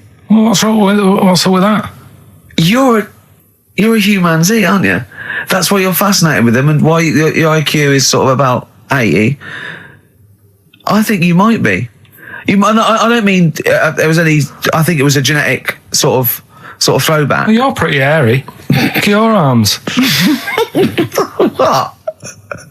Just look, give me that banana and shut up. Play a record. That's mine. I was looking back over some of the shows, right, before I get Carl, and I've just done a little excerpt of, a trailer of what we do, what we're about, and I don't know how the panel could overlook this. Play a bit, Carl, please. Shaking her muff, minge, and tits around does not make her a hoe, then what does? These kids at school with big heads. Carl, what are you talking about? Shut! Oh, my name is Holy Fuck. Right, Yeah. It's this monkey that was on a train station. Right. What if you mean cock to mean penis? It was my Down syndrome son. Oh, chimpanzee, that monkey news. So we've still got monkey news coming up. You're an idiot! You know what I mean? That's, to me, quality broadcasting. Really? No, because it's... Any negative, Carl? He was like this when you came up with Cheap as Chimps. He wanted to drop Rockbusters. What was the other thing he didn't like? That other TV idea I had. Yeah, what, putting a baby in a room, setting it on fire and see if it can make his way out? Setting the room on fire. Let's not get silly. No, but he didn't like that, did he? I mean, I don't want to blow my own trumpet, but it does seem to me that my criticism of those things is probably justified. I mean, Cheap as Chimps, where is it now? Wow. Donald McIntyre took it. Not really, Carl, not really. It is but a pitiful memory. Right, let's have another tune and then maybe some monkey news. Yeah. Well, actually, now you've sort of mentioned a bit of monkey news, that I've found something in the week, right, that we've talked about in the past, right, that I've got some other monkey stuff, but this is just, forget it. What? Come on! What's the matter with you? Right, do you know that thing we did ages ago? What? When we were out one day and we were talking about monkeys in a room with a PC, and if you leave them in there long enough... Yeah, eventually an infinite amount of monkeys, or one monkey in an infinite amount of time, will eventually type the complete words of Shakespeare, yeah. Right, we talked about that ages ago. Yeah. I said it wouldn't happen. No, it doesn't make sense. You can't say it wouldn't happen, it doesn't make sense. It's a mathematical conundrum. It doesn't make sense. Go on. Anyway, right, they got a couple of monkeys. Alright, so not an infinite amount then. Okay, so, alright, but never mind. Yeah. Got a couple of monkeys, put it in a room. Yeah. I don't know if it was one PC or they got a job lot or whatever. Not an infinite amount then. And left them in there for a month. Oh, not an infinite amount of time then either. Okay. So 2 monkeys a month. Okay, go on. Yeah, I see the experiment's working so far. About 8 monkeys. Oh, 8 monkeys. Oh, let me just work that out as a fraction of infinity. It's infinity, 8 into infinity. Oh God, a month. And what happened then, Carl? Did they type the complete words of Shakespeare? I'm assuming they No, did. they only did a proportion of it. Okay, they just did Macbeth. What happened then, Carl? Please tell us. They didn't have anything. They didn't come up with anything. You're an idiot, Carl. You really are an idiot. Play a record. That's ridiculous. What did you expect? What did you expect? Yeah, A bit of Keats and pastry of the Radio Times by one of them, the cleverest one. No, but what they did say is they didn't even write one word out. No, you don't. No, infinity or nothing. That's the point. There's a big leap between any number you could think of and infinity. In fact, an infinite leap. Do you understand the concept of infinity? Don't rub your eyes. I lost him on Do You. Yeah. Didn't I? Right, play a Did record. Did they type nothing from like any of the Tarzan books? Nothing. But they must have read them. I mean, that'd be their favourite, surely. I'm stunned. I can't believe they didn't even do like a transcript of Every Which Way But Loose. Yeah. I can't believe it. They must have chosen some really thick monkeys. They didn't type any of Charlton Heston's speeches from Planet of the Apes. I can't believe it. It doesn't make sense. It doesn't make sense. You'd have thought 6 monkeys in a month would have done something. Yeah. At least a script for BJ and the Bear. The irony being, of course, with BJ and the Bear, that it was a monkey, not a bear. Really? No, we should do monkey news now, because I know you want to save it, but I think you should put your best stuff first. You never know what will happen, you know what I mean? Always put your best stuff out there. Let me just get it out of the... Okay, well, while he's getting it, can we have a jingle for monkey news? Yeah. Chimpanzee that monkey news. Tell you what, right, about putting your best stuff first. Yeah. Right. Do you know we were saying the other week about in Chinatown? Not really a town. Well, it's not a town, right? And like the restaurants, they have like those old dead ducks and chickens just hanging in the window. Yeah. an octopus and all that just hanging there. Yeah. And that doesn't like make you want to go in, does it? No, sure. This morning, walking through Soho on the way in, walked past this sort of strip joint place. This woman said, "Do you want to come in, sir?" Right, turn round. She must have been about 80. So you're equating her to a hangy bit of octopus. Well, you it's just said, a- are you performing? And a chicken. I'm just saying, again, put your best stuff at the front door. Yeah, good thinking. Right, anyway, bit of monkey news that's been sent in. Right. Gareth in Catford. Right. Good work, Gary. Basically, it's about this monkey Oh, yeah. Oh, yeah. in the jungle. It's got a gig at an hairdresser's. What are you talking about? What are you talking about? What are you talking about? It's got itself a nice little job going in an hairdresser's. As what? It gets people sitting down, and what it does before the people have their hair cut, that it sort of sits there, and it goes through people's hair, makes sure it's clean, and people are loving it. Right, backtrack So it's a pet monkey. It's nothing to do with it getting a gig in an hairdresser's. It's a pet monkey. It's not working at Monkey and Guy. Yeah. No, seriously, it's in there. I think it might have started off as a job, and then. So what does it say? It says junior £15, stylist £35, and monkey £63. So I didn't quite follow. It's in the jungle. It was wandering about.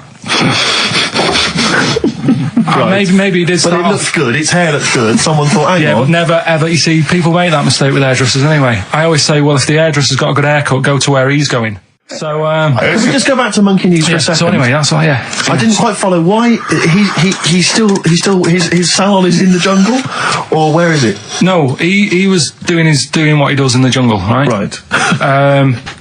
He's walking about. He wanders into the hairdressers. Yeah.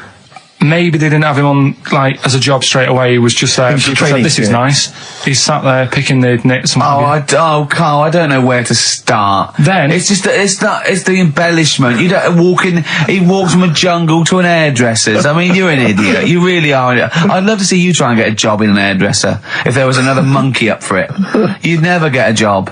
So he was good at that. People said this is relaxing. Apparently, he had really nice hands, soothing, Yes. right, on people's heads. They said, let's put him on the payroll. So Let's put him on the payroll. What do you mean? Yeah, I'll give you that. Okay, this is the news item, is it?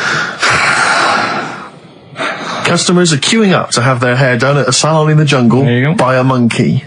Judy, a pig-tailed macaque, has a reputation as the best exterminator of head lice in Concane. There you go. She is so good, some customers fall asleep under her gentle touch. Regular Amporon Chekema said, Judy's hands are so soft and gentle, I really feel I can relax. But you know that is doing what it does naturally. It's looking for like salt and stuff in the hair Yeah. and nits. It's not on the payroll. It doesn't complain about when it gets deducted at national insurance. It's not part of the union. Yeah. Do you know what I mean?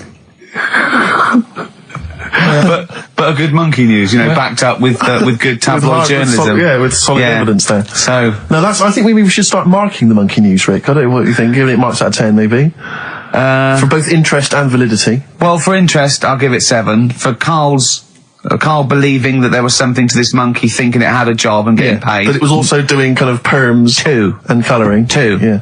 Ridiculous. Again, ridiculous. More monkey news next week. Hopefully let's just hear that jingle again. Oh, chimpanzee that monkey news. The reason why I had to die. Did I bleed the blood of greed? What was my destiny? That's almost as catchy as monkey news. Oh, God! Oh, I've got some monkey news for you. Let's play a record and come back, and I've got some great monkey news for you, Carl. That's from the REM album that people tend to forget about now because it was so kind of poppy and such a massive hit, Out of Time, but there are some good tunes on it. And there's one of them, Near Wild Heaven. Excellent, on XFM 104.9. Carl. Go on. Watching a programme yesterday, and it was about these Japanese snow monkeys. And it was all about how animals learn things that aren't instinctive, particularly sort of primates, because they see other people doing it, and they start a culture. And they can pinpoint when one monkey first went down and got in the hot water springs and stayed there because it was hot, and the others copied them, and now it's part of almost a culture, that won't be handed on because it's not instinctive, but has to be learnt each time. And they groom as normal like other monkeys, right? But they're really intelligent, and obviously the reason they groom other people, other monkeys, is because they eat the mites. But also the monkeys have learned they like being groomed. Okay, so they showed this one monkey. It went to a deer. Okay, and it was grooming this deer to get its mite off it, right? But then it didn't eat it. It held it in its hand. It went over to a monkey, put the mite on itself to show the monkey it had a mite, and got a free grooming. That's extraordinary. That's extraordinary. That is extraordinary. Because it gave up the food, knowing that if you put one there, this monkey would look for mites on it, and it would get a free grooming, and it was like having a little massage. What do you think of that? It's not bad. I've got some better stuff coming up later. On monkey news, on the official. Yeah, do you see that? Just see what mine though. Mine's true. I mean, that's an interesting and extraordinary. It actually happens. Discovery. It's social behaviour amongst primates. Actually, so I saw it. It was, Did it rob a bank, Rick, at any time? It didn't rob a bank, and it didn't open a hairdresser's. See, that's what you're letting. That's what you're letting yourself down. It's not quite good enough, is it? My monkey news. No, I got some. See the difference where I named the species, explained it slightly, told you an interesting fact, as opposed to there's this monkey, right? And look at him looking at you. Yeah, he's not interested, Rick. Can I tell you now? Can I try and describe for people the face that Carl has? I'll tell you what it's like. It's like if you draw some eyes, a nose, and a mouth on a balloon, and then inflate it to about half full. That's what Carl's face looks like. That's what his head looks like. It looks like a face you've drawn on a balloon. Very small, the rest of the head huge. It's just that today I'm a bit tired, right? That's one thing. Why are you a bit tired? I just haven't been sleeping, right? Why not? I don't know. I've got a lot going on in my head. Oh, this would be like The Simpsons. If we could actually look in there, there would be 2 monkeys grooming now. Yeah. Well, I noticed someone's emailed here a link for, can you believe you luck, Carl? Monkeys for sale. Now, I don't endorse this in any way, but here you are. Here's a monkey for sale here. Oh, that's terrible. $2,500. It says male, very smart little guy, loves to play and gives kisses, wears diapers and clothes, has been around lots of people and loves them, healthy and loves to eat. Sounds like Ricky. How much is that? Well, it wasn't Carl, because it says loves to be around people. Yeah. There's a gibbon there. A gibbon for... It's pricey though. It's like that Donald McIntyre programme he did, that Cheapest Chimps programme. He didn't do Cheapest Chimps. He didn't do a programme called Cheapest Chimps. You're saying that, but... Well, he didn't. There's at no point did Donald McIntyre do a programme called... Play a record a minute. Play a record. So let's have official monkey news. Play the jingle. Oh, chimpanzee that monkey news. Alright, we've got to be quick. Go on, but, this is something that was sent in to me ages ago, and I don't know why I haven't done it yet, because it's brilliant. We were talking about monkeys typing, the Shakespeare theory and all that. Well, this is about a little monkey called Marty, right? Basically, it's in some science lab, right? It's in there. It was wandering about out of its cage, right? the lab fella was busy on the phone or something, right? And typical. it's wandering about. It goes up to a PC that's in the corner, a little computer, types down, "My name is Marty," right? So the fella got off the phone, saw this on the screen with the monkey sat there, says to his mate, "Have you done this?" Right, hold on, Carl. Let him finish. Before you question, always let him finish. I don't know what to do. Time's against us, come on. He said, "Have you done this?" He says, "Done what?" He said, "This on the screen here saying, 'My name's Marty,' right?" He goes, "What are you talking about?" As he's having an argument with his mate saying, "You're lying, you did it," monkey's sat there typing, "This isn't a practical joke, my name is Marty." Right, and that's the end of the story? I'm not coming in next week. I think we need a week off. I actually think we need a week off. He's doing a web chat or something.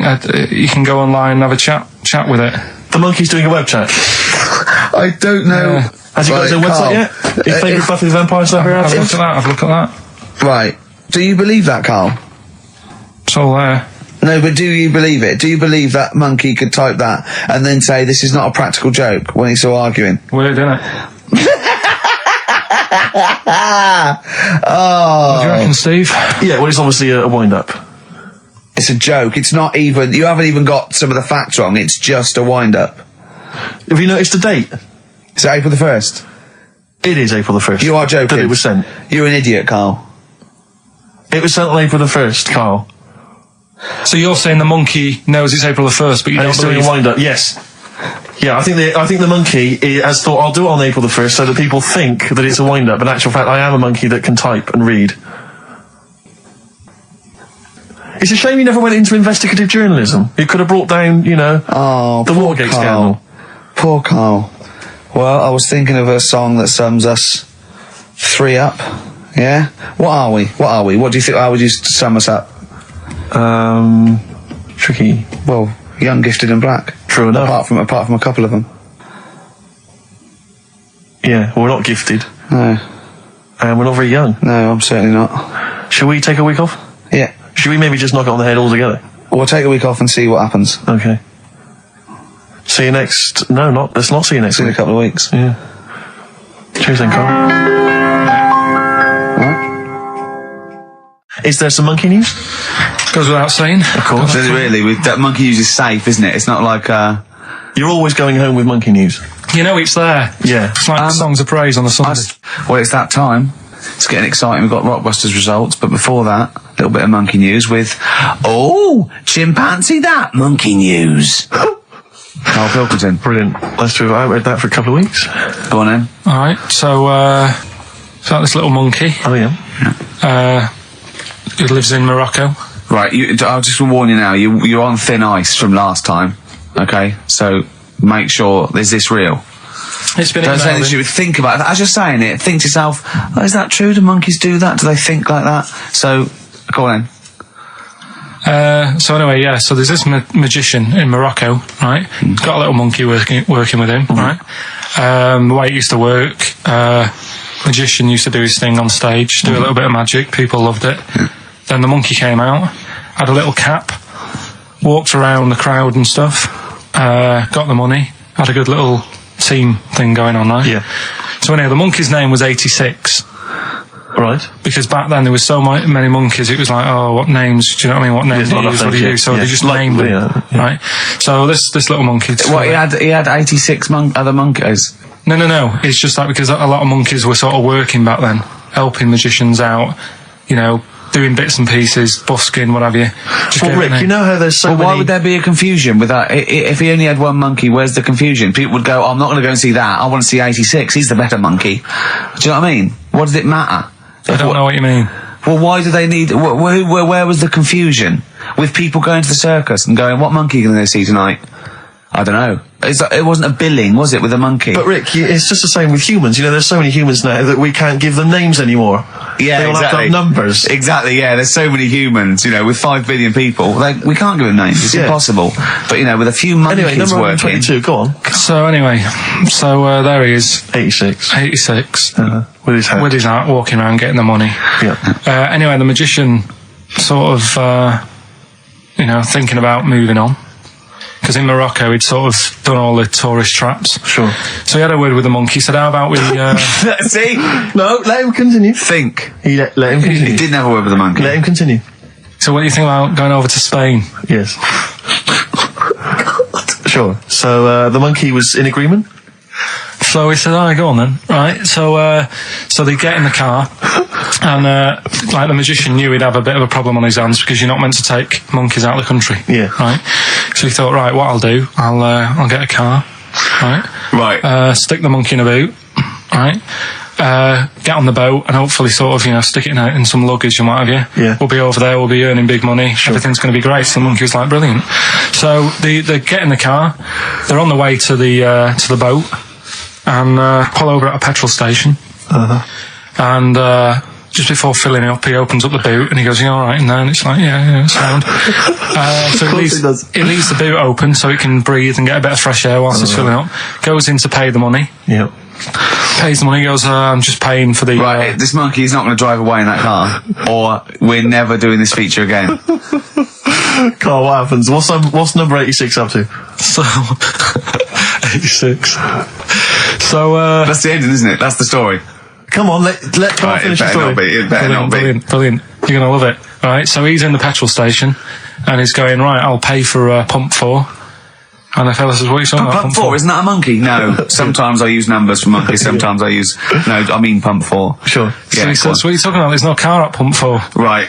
Keep going. Sticks his head out of the door. Yeah. The monkey's giving it some. Went over to Spain on its own. I don't know what to do. Well, hang on, let's just get a couple of the facts right here. Right, what do you mean, couple of the facts? Right, there are no facts. So number 86 he drove to Spain. You are honestly, Carl. You must know. It was an automatic. Right, Carl. You must know that is shit. There is no way a monkey. That's the thing with He gets stopped at customs. Mental. How did he get through customs, Carl? Has he got a passport? No, he was sneaking about because he didn't have a passport. So he parked and then snuck through. Do you want the facts? Let me see it. Right, I'll examine this, Rick, and we'll play a record. Play a record because I can't. That's nearly as bad as the armed robbery. Right, go on. Yep. Play a record. Better Suede. Yeah, stay together. My favourite. One of 86's favourites. We're stopping monkey news, by the way, until you start getting some credible ones, because that's it's ridiculous. It's not true. No, it seems mad. But no, it's from the internet again. So anyone can go online, download that story. It's insubstantial. It's get ones from journals or where the source is quoted. Okay, or we're not interested. Or we're not. Well, you don't. Okay. So same with on thin ice. We've pulled this once. We've pulled rock back. We suspended it once, and you came back again. So it's. Do you know what I mean? So go on then. Carl, I describe as those little red monkeys that you see on wildlife programs. They're in the trees and they scream when they see a leopard or something. I think so. Shave that. Just shave one of those little red monkeys and put some sort of old sort of Manchester gear on it, maybe. Yeah, you know what I mean? A banana rack and some baggy jeans. I'd like to see how the waiter would react to that. He's got a picture of a monkey, then he's got a picture it's shaved. So he's got no hair, then dressed like some kind of Manx scally. He's over there. Yeah, he's over there. Carl's over there. That's what I do. Brilliant. Oh, is there any monkey news this week? It's been a problem. Why? It's not much has been going on this week. What, in the monkey world? In the monkey world. I don't know if they've caught on to the fact that they're getting coverage. They're keeping their behaviour hush-hush. Be a bit careful, but I found something. Why wouldn't you go to the monkey sanctuary down in Cornwall and just go around cuddling as many monkeys as you can? I'm going to tell you something now. Go on. Go in there next week. Are you? Yeah. Taking my mum and dad away, because like Suzanne's mum and dad. What, you're donating them? Most people put them in a home. What are you going to say? Even monkey sanctuary is cheaper. Taking them down, taking them down to Cornwall. Hold on, I thought you said you'd never go away with parents again. No, but that was Suzanne's mum and dad. Oh, is this to get even or something? So we'll do that, and then we'll can it, then. That was your outing. You're phoning both sets of parents over and goes, right, you won't be seeing us ever again on holiday. We've taken you away. Be careful that the monkey people don't buy you off your parents. And don't make sure they don't leave any of the monkeys' food in the telephone box, because Dad will have that away. Play the jingle. Oh, is it it? Brilliant. Oh, chimpanzee that monkey news extra. Well, is there monkey news? I tell you what, I've been having a bit of a problem this week. Why? It's just been a struggle. Normally, I can come into work on a Monday and there'll be something that's happened over the Saturday, over the Sunday night. Do you know what I mean? Over the weekend, the monkeys have done something. Been very quiet. I thought I'll be all right. Let's see how the week goes on. I don't know if they've caught on to the fact that we're giving this coverage now, or I don't understand. Normally, people are emailing me stuff all the time about monkeys. Been very quiet week. Been checking. I was looking in books last night and stuff. Is there any monkey news? I've got some, but just because it's not that good, something else I found out that I thought I'd share with you. Go on. I was looking in the Guinness Book of Records, right, because I thought they'll have something in there about monkeys or something, right? And there's a little monkey, I think it lives in Asia, right? There's loads of them live in Asia. Might just be travelling, but yeah. And something they found out, I don't know if they've got it right, and that's why I want to bring it up. Apparently, it's the mammal, right, that's got sort of the pointiest eyes that pop out of their head. Steve.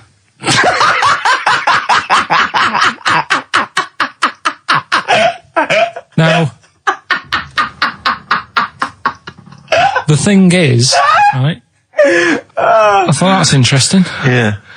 Apparently, it's the biggest with the sort of goggle eye type thing. Right, yeah, go on.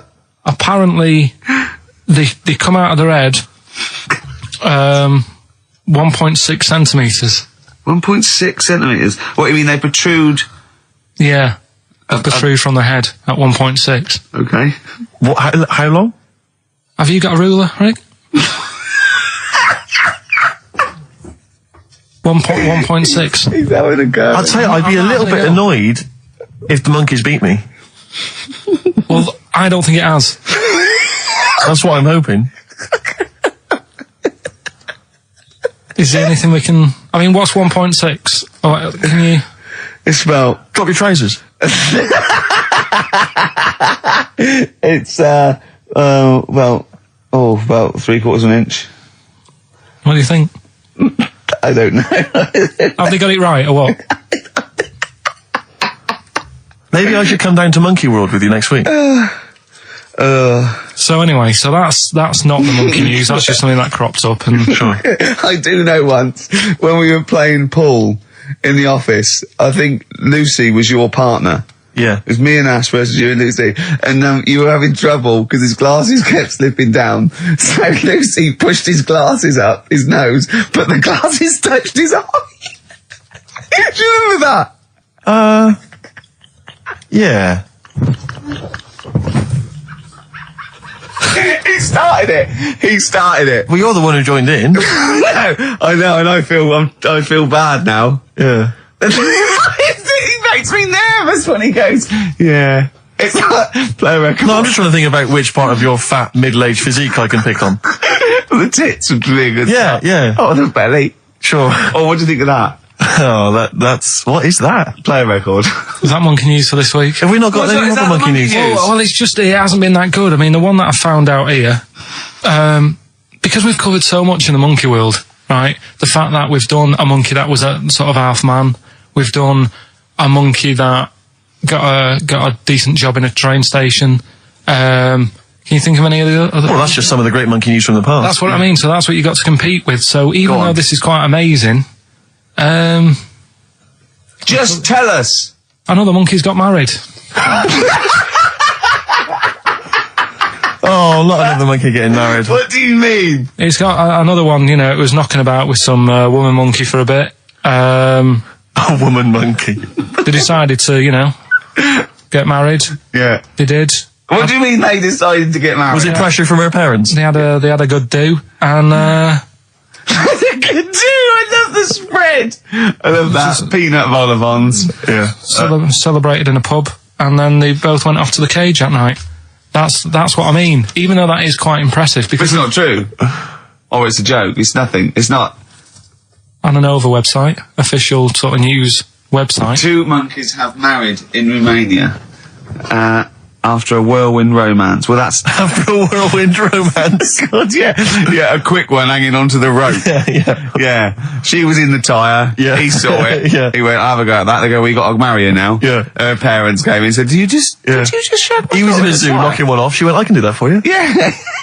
Yeah. Guests say the monkey bridegroom was scared by the number of people attending the wedding and refused to get out of his cage. So his bride Not bloody Hello Magazine again. No, it wasn't. No, I think it was like last minute nerves. Right, Like, right, you know, legit, I'm single second now. thoughts. It's like, you know, it's the big step. Yeah. But his bride enjoyed every minute of it. She was loving it. Yeah, she sure, looked lovely, by sure. the way. She looked lovely. Yeah. Did she? Oh, good. Reports she only appeared to have problems with her veil and dress. Do you see, you know, this is the guests. I hope they didn't ruin it like Anthea Turner and maybe get sort of sponsorship PG tips or something. Totally, with strong plum brandy, so they got them drunk as well. So they carried on the celebrations at the pub, and the bride was taken to her new husband's cage at night. I apologise. Play a record. I'll tell you what winds me up. What? Monkeys getting married. I know. And I'm not getting any action. And I got bigger eyes. Where are you going anyway? Where are you heading? Cornwall. Yeah? What's happening down there? Well, there's a monkey world. You're excited about that? We're going to go and see that. Probably go twice to that. Yeah. Whilst I'm down there. How long you went for? The whole week? Yeah. Yeah. So, This is with your parents, isn't it? yeah. Taking them out. Your father, what do you think your father will be up to? What's he going to be nicking on this holiday? Well, he's, Tin. There's a lot of tin in Cornwall. He's, since they've shut the mines. He's just called Suzanne, said they've got there, said it's a nice little place. There'll be no towels when you get there. So what are you do? What are you to do? Just going to chill out and sort of like go to the pub and stuff? Yeah, like I say, I mean, all I've got planned is probably probably Tuesday and Thursday at Monkey World. Right, come on now. Oh, chimpanzee that! Monkey news, earlier than usual. I'll have to save this link now. Monkey news. We've done a lot of stuff, right, on monkeys. And most of it has been... Is bollocks. No, has been like happy stories. Oh, is this it's not... Is this going to be like our tune? Our monkey tune. Simon Bates and welcome to our monkey tune.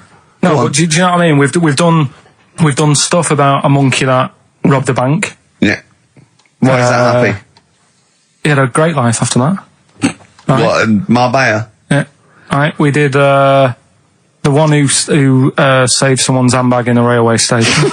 We've had a lovely marriage, couple of marriages. Couple of monkey marriages. Yeah, There was the one who got a job in a railway station. Yeah, the hairdresser. The one who set up a business in Spain. I don't even remember that one. But, I'm willing to believe that happened. Go on then, Carl. But anyway, yeah. So today's isn't that happy really. It's about some monkey. I think it was a chimp. Who's an ape? Go on. He tried to. I mean, the story sets off at a sort of a weird thing. Yeah. It's something about he went to Russia to do some business. What are you talking about, Carl? It jumped past that bit though. It didn't start there. What are you... Do you know what I mean? It didn't tell you what he was doing. It just said, "There's this monkey went to Russia to do some business, do some stuff, I don't know. bit of monkey business." And anyway, didn't work out. So, they were furious. We wanted a surgeon. You send us a monkey. Anyway, ended up being homeless. Oh no, you're joking. So it was taking a turn for the worst. What? Couldn't even get into like a tree hostel or anything like that. That's the problem. And God. ended up homeless. Got in with some tramps. I don't know where to start. Come on. Yeah, so he's knocking about with some tramps and stuff. Sharing drink and what have you around a little fire. They broke into some home, not sort of squatted. Right, so not homeless anymore. Problem was, he had a roof over his little area head. Yeah. And he goes, "Oh, this is good. This is, we're having a good time. This is sorting me out." Yeah. He had his He mate. said that in Russian though. What was he eating? I don't know. Don't know, it didn't say. But they're in this house. Well, he could only be eating sort of like, you know, fruit, nuts, vegetables. I mean, they classically sort of don't eat, you know, pork pies and. But they've got McDonald's in Moscow now, so sure, he probably chopped down on that. Yeah. Anyway, there was a bust. What? There was a bust in the flat that they were squatting in. All the other tramps sort of knew what was going on, legged it, left little chimps out there, got arrested. And they thought it was a real fella at first. They were like, get him, you know, he's obviously just a scruffy bloke who hasn't had a shave and stuff. Yeah. Hasn't shaved his back for a while. Or his face. yeah. His head. Got him down the station, and the boss was like, what's going on here? We've got a monkey here. He was like, what? So you arrested a monkey? Well, so the arresting officers hadn't noticed all the way to the station that he kept slipping out of the handcuffs and was going for the entire journey. They didn't notice till they got there. What, did they put a hood over his head maybe and just like, you know? I don't know. I'll give you the story if you want. There's the headline. What is it? What's the headline, Steve? I don't want to see it, but... The headline, this is once again from supposedly reputable news organisation Ananova, homeless monkey arrested in Russia. Did you read on, or did you see the headline and make up that whole story? Most of it is there. What isn't there? What bit isn't there then? I think you know, Steve can have a look over it, check it out and stuff. Point out the embellishment for me, Steve, will you? Well, what it doesn't say is that the police didn't realise it was a monkey. That's what I was guessing. Really? That they got it back and said, what are you doing? We've got a monkey here. And they go, yeah? Oh, God. There's some more monkey problems in the week. Have you seen the Alfords advert with monkeys in? No. There's a new advert out for Alfords selling bikes and stuff. Yeah. It's got some monkeys in it. It's caused an uproar. Why? People are saying it's, dressing them up in tracksuits and that is, taking the mickey out of Manchester. It's not nice for the animals and that. So there's been loads of complaints But they get a free bike or something, do they, I imagine? I think they kept the tracksuits. Yeah. But, yeah, that's after thing, this though. cheeky freak of the week. No, I'm just saying we're not doing this to sort of, again, take the mickey out of the animals and stuff. These are true stories and that. I've just an email here, monkey news. Yeah. From a listener. Monkey spotted holidaying in Cornwall. A chimp was spotted holidaying in Cornwall last week after befriending a family of 3. One onlooker said, it was incredible. He dressed and behaved exactly like a human being. He even settled the hotel bill at the end of their stay. The only telltale sign was his lack of table manners and the incoherent babble when he opened his mouth.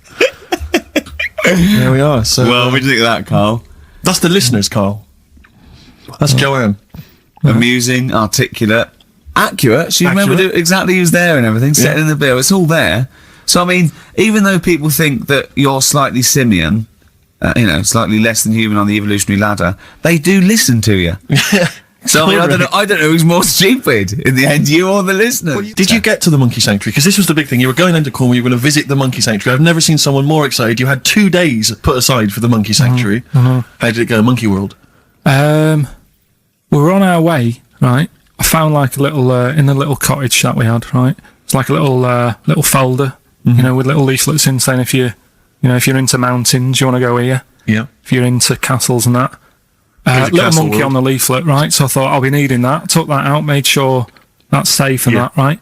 We get in the car, getting ready to go. My dad says, where is it? I look on the back. It's in a place called Low or something like that, right? Yeah. So, we're on our way. Can't believe me luck. It's going to be a great day and all that. Yeah. And then, start looking at the leaflet, right? And, noticed, didn't have any chimps there. Yeah, it's not Monkey World. It wasn't a monkey world. Well, what was it called then? Something like... Monkey Town. Yeah, it was just... It had like woolly monkeys in it.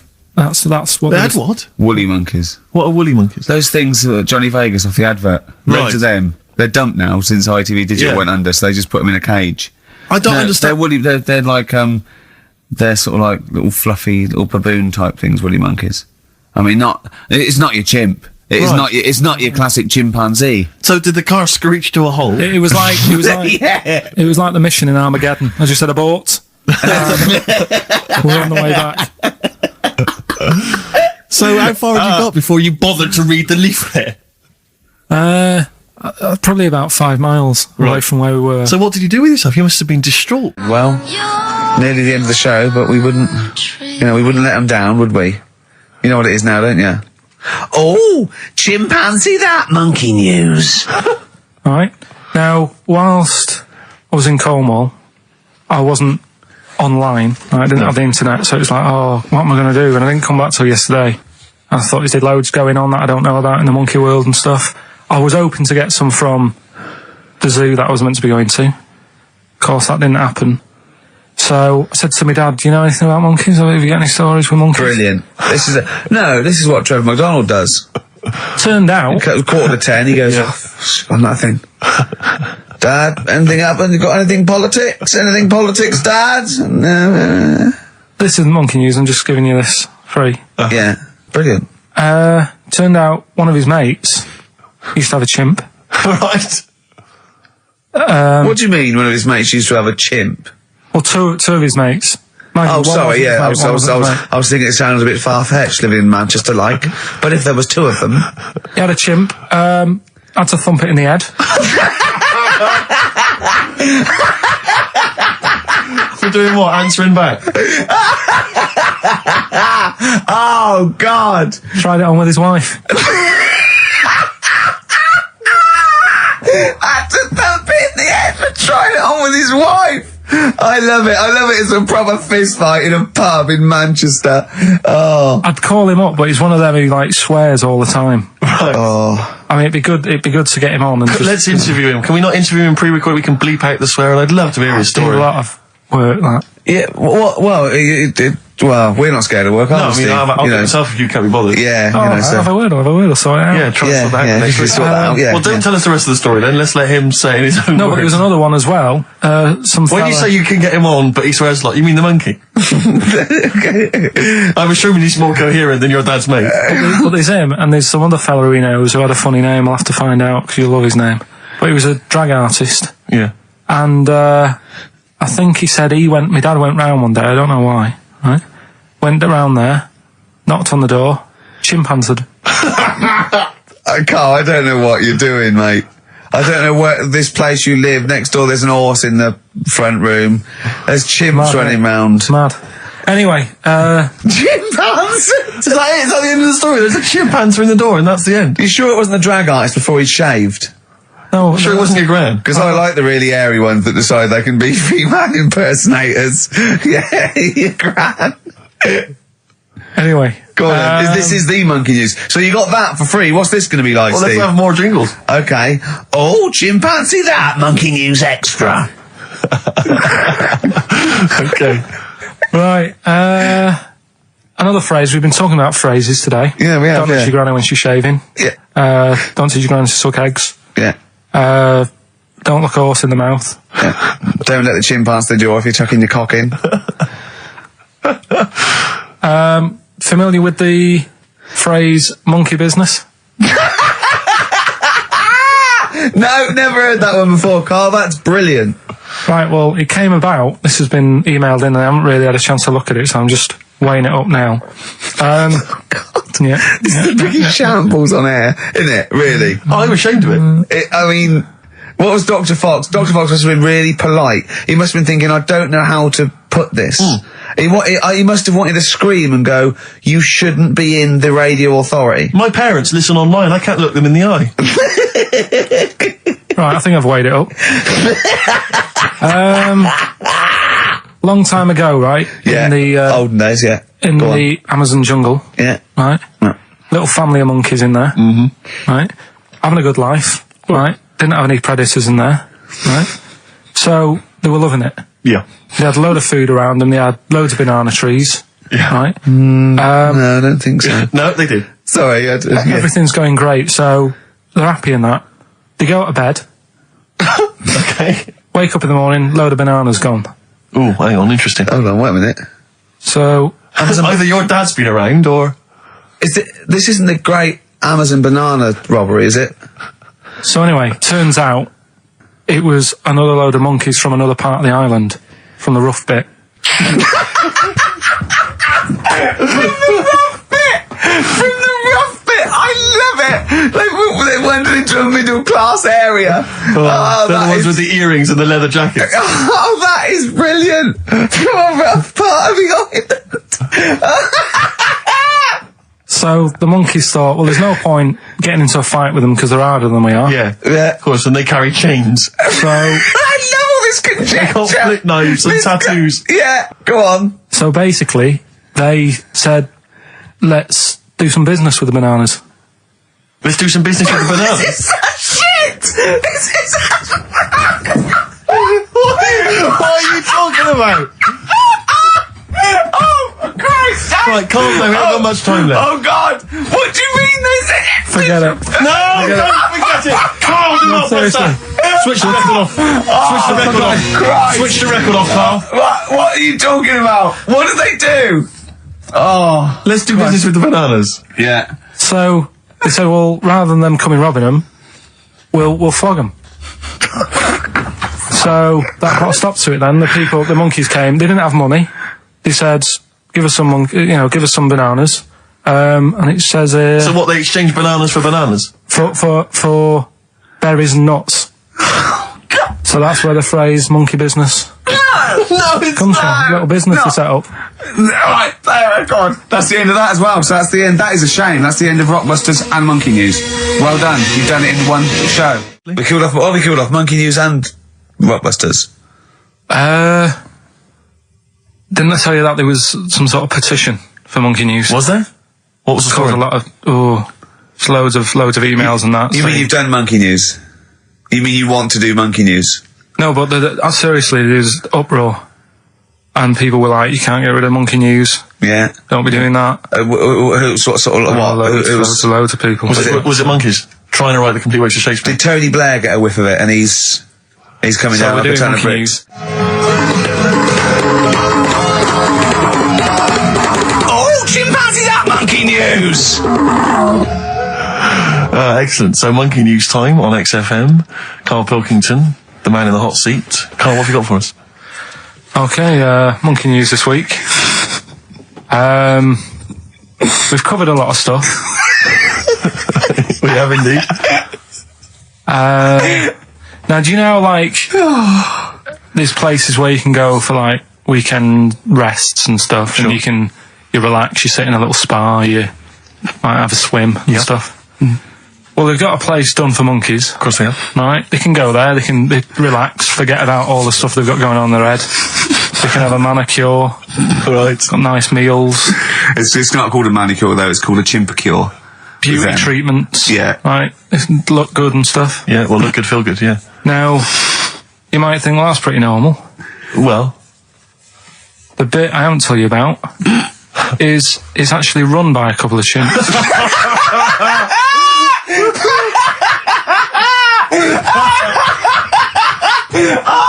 Oh God! Oh God! Oh God! You're a maniac! Right. Oh, for Christ! Let's just... That's like coming a chimp. Of course it's not. No, it is, because think about it, right? No, not think about it. What do you mean? Yes, it is. Of course, it's not run by a couple of chimps. What do they do? Get a loan? Right. If a chimp wants to have a rest, Yeah. where would you go to? A place that's run by humans that don't know what chimps' needs are? No. My point is this: how did they get it together? How did the two chimps, Mr. and Mrs. Chimp, went for a loan and said, "I'll tell you what we need: a spa." I think it started off quite simple, right? Just basic stuff. But they've expanded over time because it's become so popular. It's gone mental down there. Sure. Go! They've all heard about it. Now, the thing is, the problem is this, right? That isn't even the top and bottom of it, right? Oh, Christ! The problem is, it's been going on and on and on, right? It's been earning a lot of money and stuff. The monkeys are happy. The monkeys that go there are loving it. They're telling friends and stuff. They're all coming to it. Now, the problem is, it's this little monkey, little man monkey and a little woman monkey, right? Yeah. Who were sort of girlfriend and boyfriend. Sort of. It's an open relationship. They can play around if they want. Well, the problem is they're not married, right? Now, trouble brewing. The lad monkey, fella monkey, he's getting quite old. Mm. And the problem is, because it's his name that's down on all the stuff. All the forms. Let him finish. I'm getting scared now. Let him finish. It's his name on the business. And the problem is his missus is kind of like, what's going to happen? Sure. Where are you getting this from? Internet. Carl, I don't know where to start. No. Can we just hear the end? This is ridiculous. So the problem is, the female monkey is worried that the male monkey she's worried. What's going to happen with the business? What's going to happen? Of course. Right now. What do you mean the business? The health That isn't spa. a business. It's a joke. Health Rick, spa. you're not listening. His name's on the form. The male monkey's name, it's in his name. Now the problem is, the woman monkey has got some kids, but because they're not blood relatives, it's not going to be handed down to them. And the court, they're kids from a previous monkey marriage. yeah, Right. so that they're not going to get it. Let me just check this out. Yeah, otherwise you don't want to check the facts, otherwise you could look like a twat spouting shit on the radio. Please check the facts for scientific security. And they're just a bit worried because they're saying that the people in Ohio, which is where they've got the little health thing going on. So that makes it more believable that it's Ohio. Mm-hmm. I thought you meant it was Berkshire, in which case it would be rubbish. It looks like the local people are trying to get in there. They've seen the success of it. Sure. And they're trying to go in and take it over and stuff. Yeah. So. Give me the piece of paper. Throw it away. Play a record. That's the worst one I've ever heard. And there's something wrong with you. You're educationally subnormal. Final tune from us. Tim Buckley. Lovely song called Wings. Back next week? Yeah. Yeah. See you, Carl. Hickory dickory dock, some lads there just wrote a song called Clocks. The lads are Coldplay. And the song is? Clocks. I'm Ricky Gervais, with me Steve Merchant, Karl Pilkington, pressing the little buttons there. XFM 104.9. What's that little Well, I think I do more than press the buttons. right, see, this is it, right? Karl has had a little strop on since last night, okay?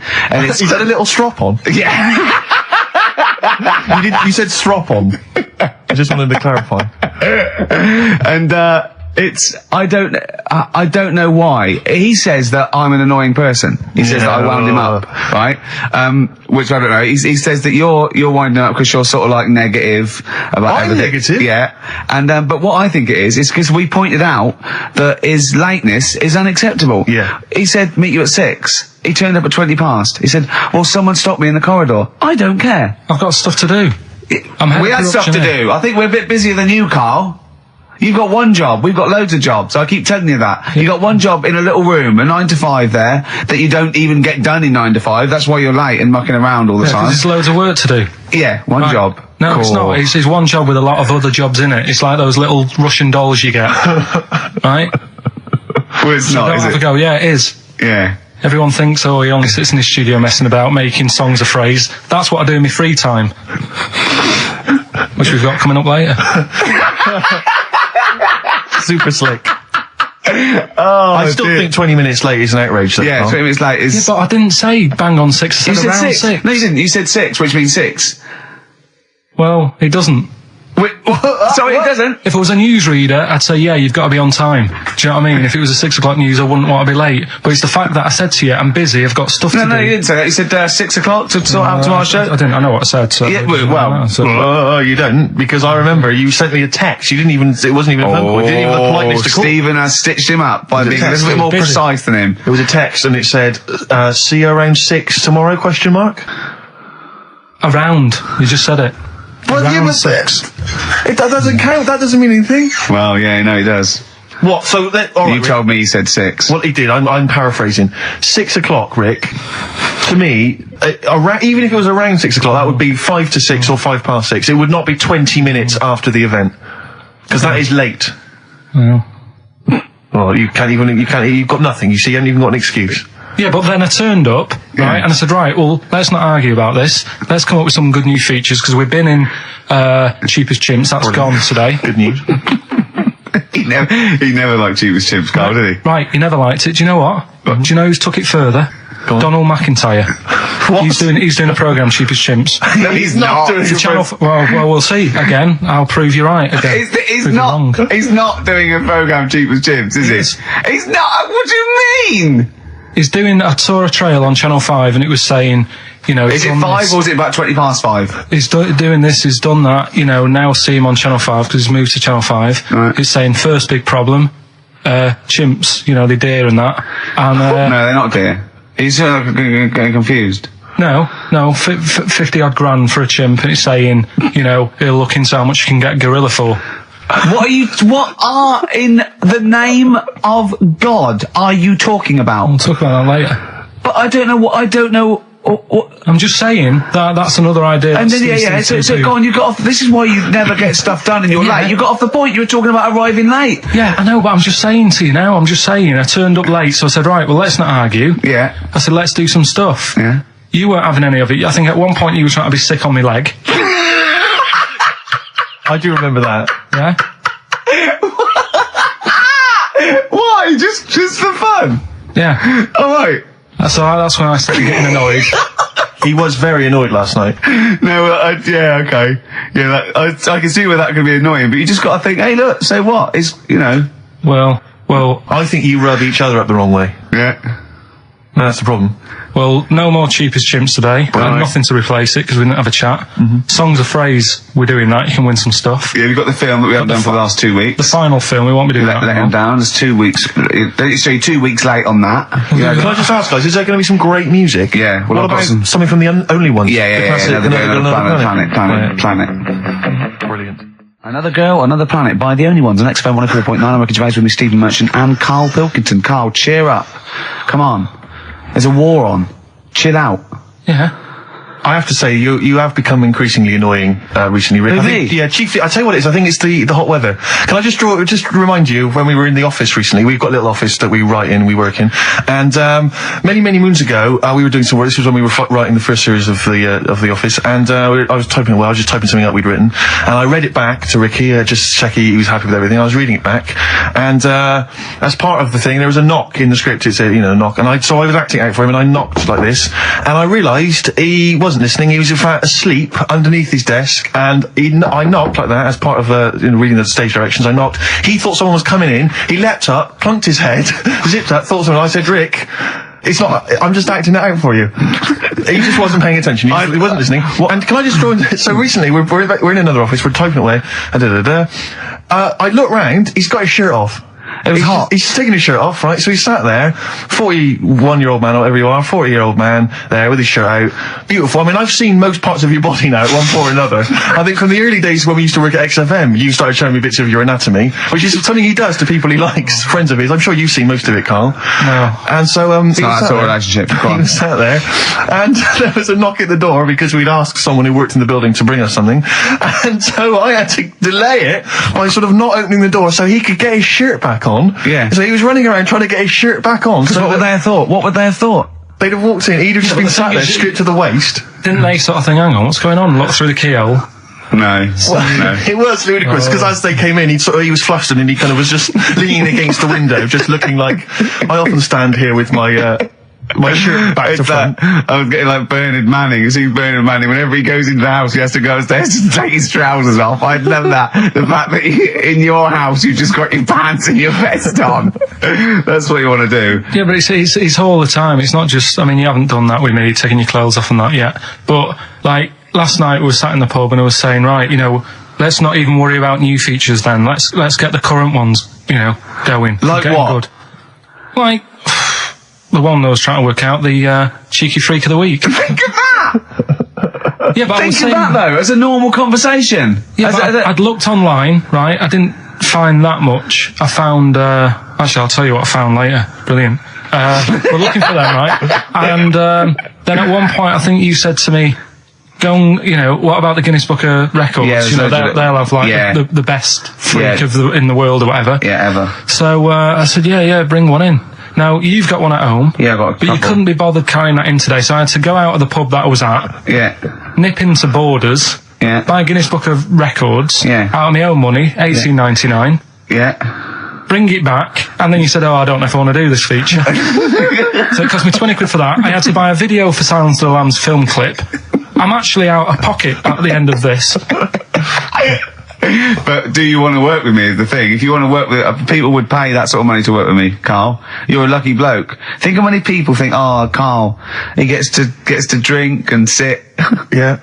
Well, you making a cup of tea and I surprised, didn't I? It's little surprises. You know, last night, do you know when I left the pub in a bit of a mood because I just fed up with not getting anything done? Yeah. Walking down the road, I was thinking, how can I get out of this? How can I stop having to work with them?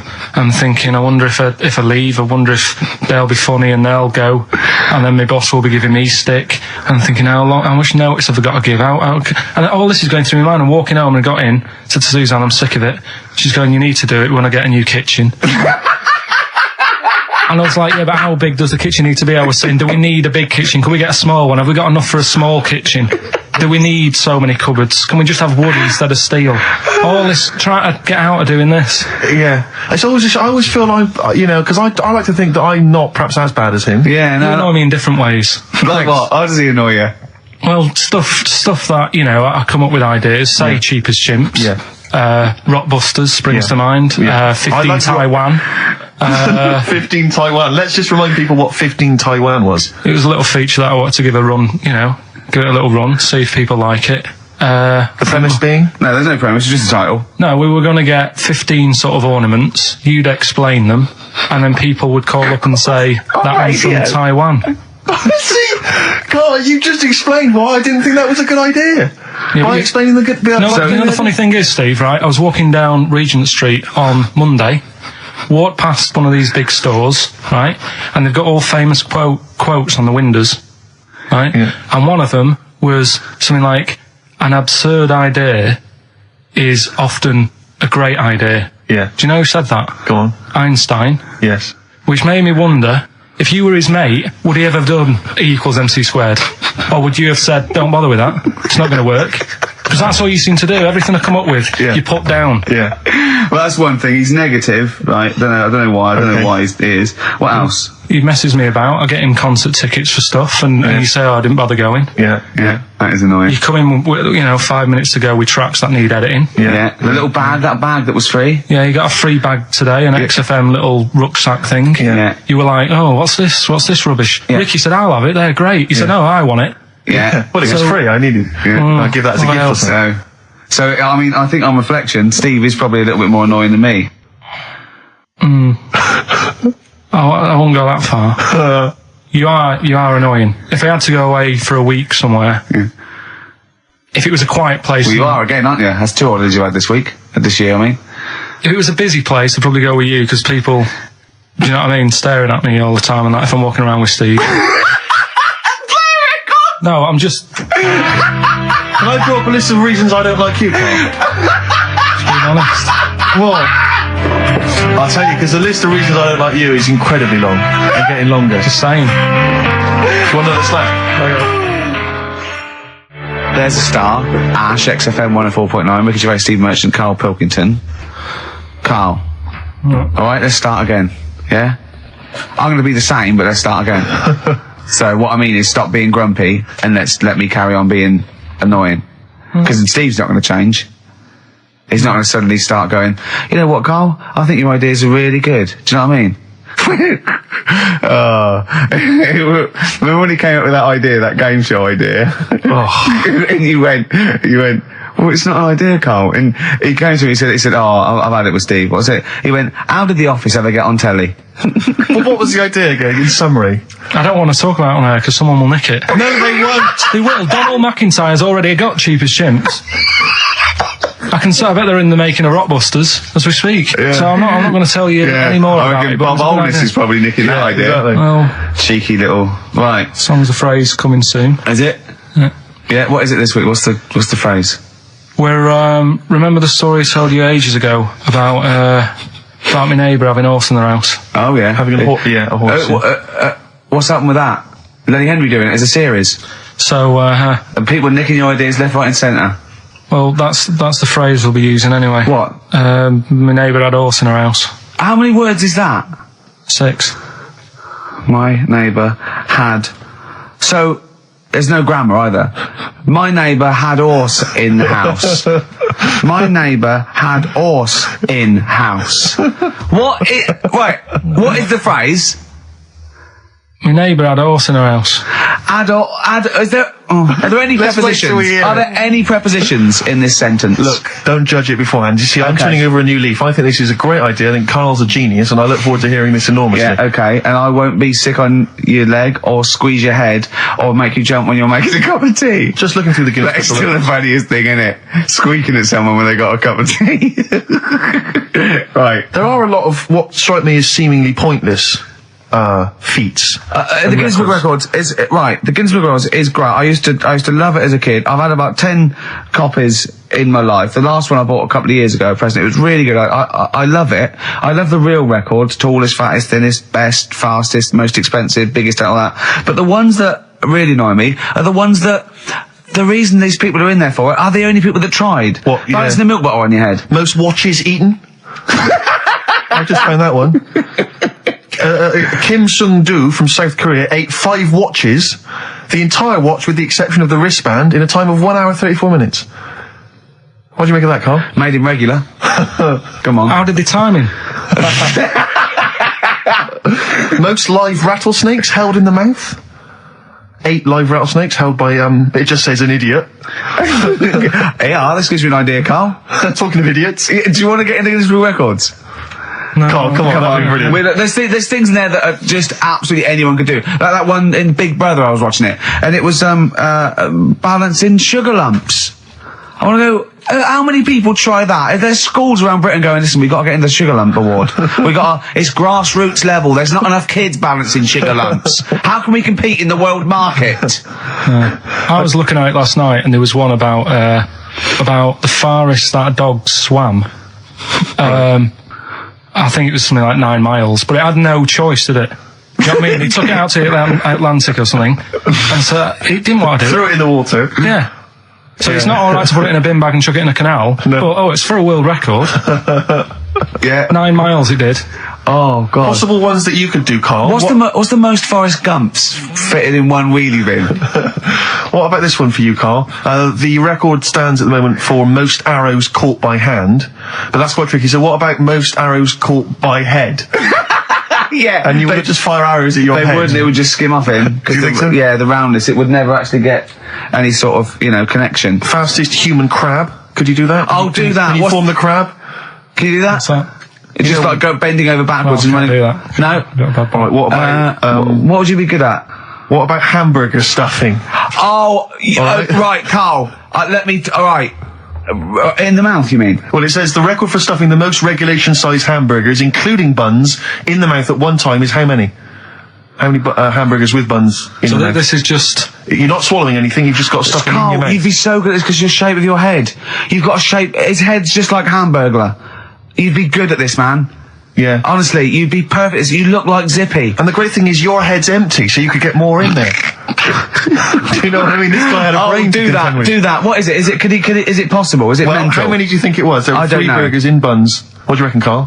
What? How quick he ate them? He didn't eat them, it's just how many he can stuff in his face. So literally hold them within his cheeks and his mouth, but don't swallow anything. So what, how many burgers? How many burgers did he manage to get into his face?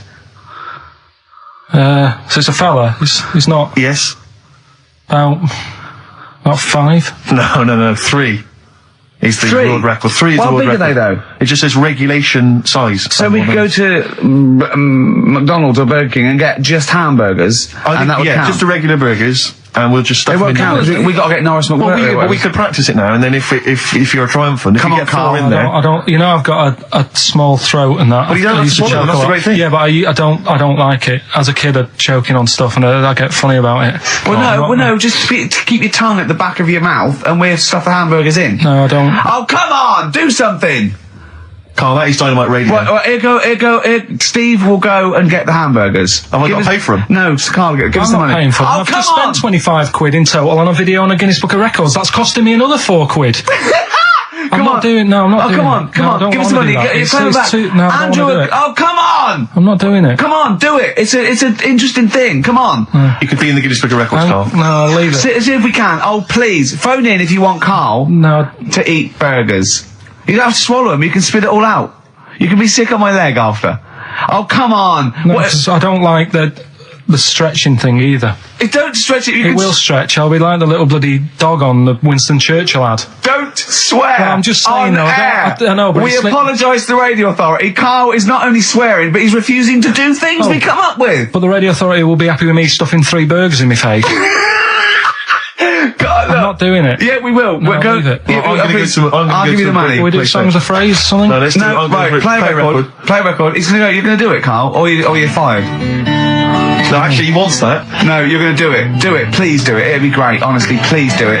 What about chicken McNuggets? Meet halfway. No, there's no record for Chicken McNuggets. Well. Mental.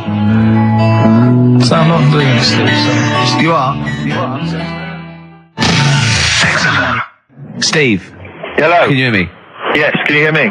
Yeah. Where are you? I'm in one of the capital's many burger joints. I'm just about to go up now and order some burgers. Where are you? What are you? Where are you in? I'm in McDonald's in Leicester Square. Oh, right, okay. Yeah. What are you getting? Just get. Hang on a sec. Yep. get Hello to there. the I menu. need to order 5 regular hamburgers, please. If that's all right.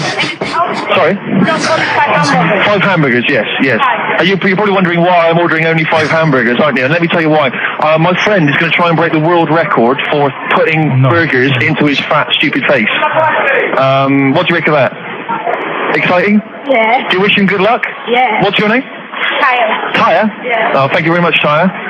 I'll try and get Tyre to wish you good luck in a minute, Carl. The coming shortly. 5 should be enough. The world record is what? 3? 3, yeah. Okay, good. I don't know what. Oh, here we go. How much is that? 3.45. 3.45 for 5 hamburgers. It's good, isn't it? It's good value. It is really, isn't it? Really, yeah. I mean, if there's anyone from from McDonald's listening, they probably want to give us some free stuff. I would have thought. I would have thought, right? Would you just wish my friend good luck before you're just on the end of the line there? Just say good luck, Carl. Good luck. All right then. There you are. That's the people from McDonald's wishing you good luck. Carl, I'll be back shortly with the burgers. Brilliant. Okay. Do you want the pickles left in? Eminem, Sing for the Moment, on XFM 104.9. I'm Ricky Gervais. With me, Steve Merchant, with 5 little hamburgers. Got 5 burgers here, yep. And so I don't know, how should we begin, Carl? Do you want to just look at the size of these burgers? Look, they can see it on webcam, can't they? They can see us stuffing these burgers into your mouth. And by the way, I'm filming this, Steve. Look, Brilliant. Look, I've got a camcorder. We'll put this on unseen footage on a DVD or something. Or maybe on the website. On the Oh, Carl, what if you break the record? Okay, Carl, I'm coming round now to just monitor this and adjudicate. What's the web? If you want to see this on the webcam, what is it? XFM.co.uk. Right, okay. Hold on. Can I, Steve, I'm can not I do being that? funny. I'm not being funny, right? But I think I have got like a bit of a wheat thing. You've got a bit of a what? A wheat allergy Oh, thing. don't give me that. No, seriously, my head's... I've been eating a lot of shredded wheat recently. And my head's got a bit bigger. Carl, I don't think you can let us down now, mate. So you just got to put that... No, I can't put that like that in my mouth on its... I've got to break it up. I've got to break it up. Can't break it up. Can't break it up. It doesn't say you can on the rule thing. It does. It doesn't. I can't look. I physically can't. Try it. I can't look. I'd have to be Jay Goody to be able to do that. Seriously, look. Try it. Yeah, I know, but you're not approaching it right. That's it. Come on. That's all. Oh, God, he's not going to do one. Keep going. That's good work. Keep going. Keep pushing. Ease it in. Keep pushing. Get one in at least. Ease it. Get one in at least. Get one in. Ease it in. Get one in. Push it. That's one. Let's go for another one. R.E.M. Night Swimming. It's a lovely song, isn't it, Carl? Huh? XFM 104.9. I'm Ricky Gervais with me, Steve Merchant. Carl, disappointing. You couldn't even get one whole burger in your mouth. I did kind of. Yeah, but there was a bit sticking out. It just looked messy. But you were saying about putting it in whole, and I don't think that's the rule. Okay. It's like you can get more in a suitcase if you put things in properly. So you don't just get all your clothes and chuck them in. So it's about I reckon you've got to rip it up a bit. Okay, do that then. See how many you can get in. You've got to get in 2. No, just one. No. Well, it's three. Pack it in. What do you do? Pack your cheeks first. Honestly, Steve, my head is swelling a bit because I have got a wheat thing, a wheat allergy. That'd be good, then there'd be more room. Right, okay, look, Carl is now just sticking it in his cheek. Yeah. Don't eat any. You can't swallow any. It's like a hamster. You got to work it like a hamster. Yeah, stick it in. Come on. He looks like Marlon Brando in The Godfather. Come on. Don't lose any yet. Right. Pack it in, then use your fingers to pack it in. Come on. Wedge it in. Like you're grating the bath. I can't do this either. Keep going, keep going! Keep going, don't give up so early! This is part of the problem, you just give up, Carl, too quickly. You failed again. It's like your history O level. Come on, Carl, come on, do something well. Succeed at something. Push it in, you've got nearly half a burger there. Oh, I'll come round there. You're chewing, don't chew! I've got a bit of food. I don't know what he said, but... Is that a whole one? No, it's not, I can see bits left. Come on, Carl, come on, keep working at it. Keep working at it. Look, there's so much space in your mouth, I can see it. He's going red, okay. Okay, we'll do another one. We'll do another one. That one then. We're doing a... Oh, are you alright? Are you going to be sick? Are you alright? Alright? Oh god, should we play a record? He's making my eyes water now. Okay, I'll find a different one for you. Find a different one for What him. about most grapes eaten in 3 minutes? I'll go. Do you want to do that? Grapes are easy, aren't they? That's easy, great. Come on, grapes are easy. You sing from Jesse Mailing, that's called Wendy. White Stripes, Seven Nation Army, that jumped twice. I apologise for that. You're the producer, Carl. Yeah. It jumped twice. Well, it's not my fault if people are slipping around because of burgers on the floor. You're trying to squeeze my head when the song's playing. What difference does that make? Anyway. Right. Don't take any. Right. I've just got some grapes there.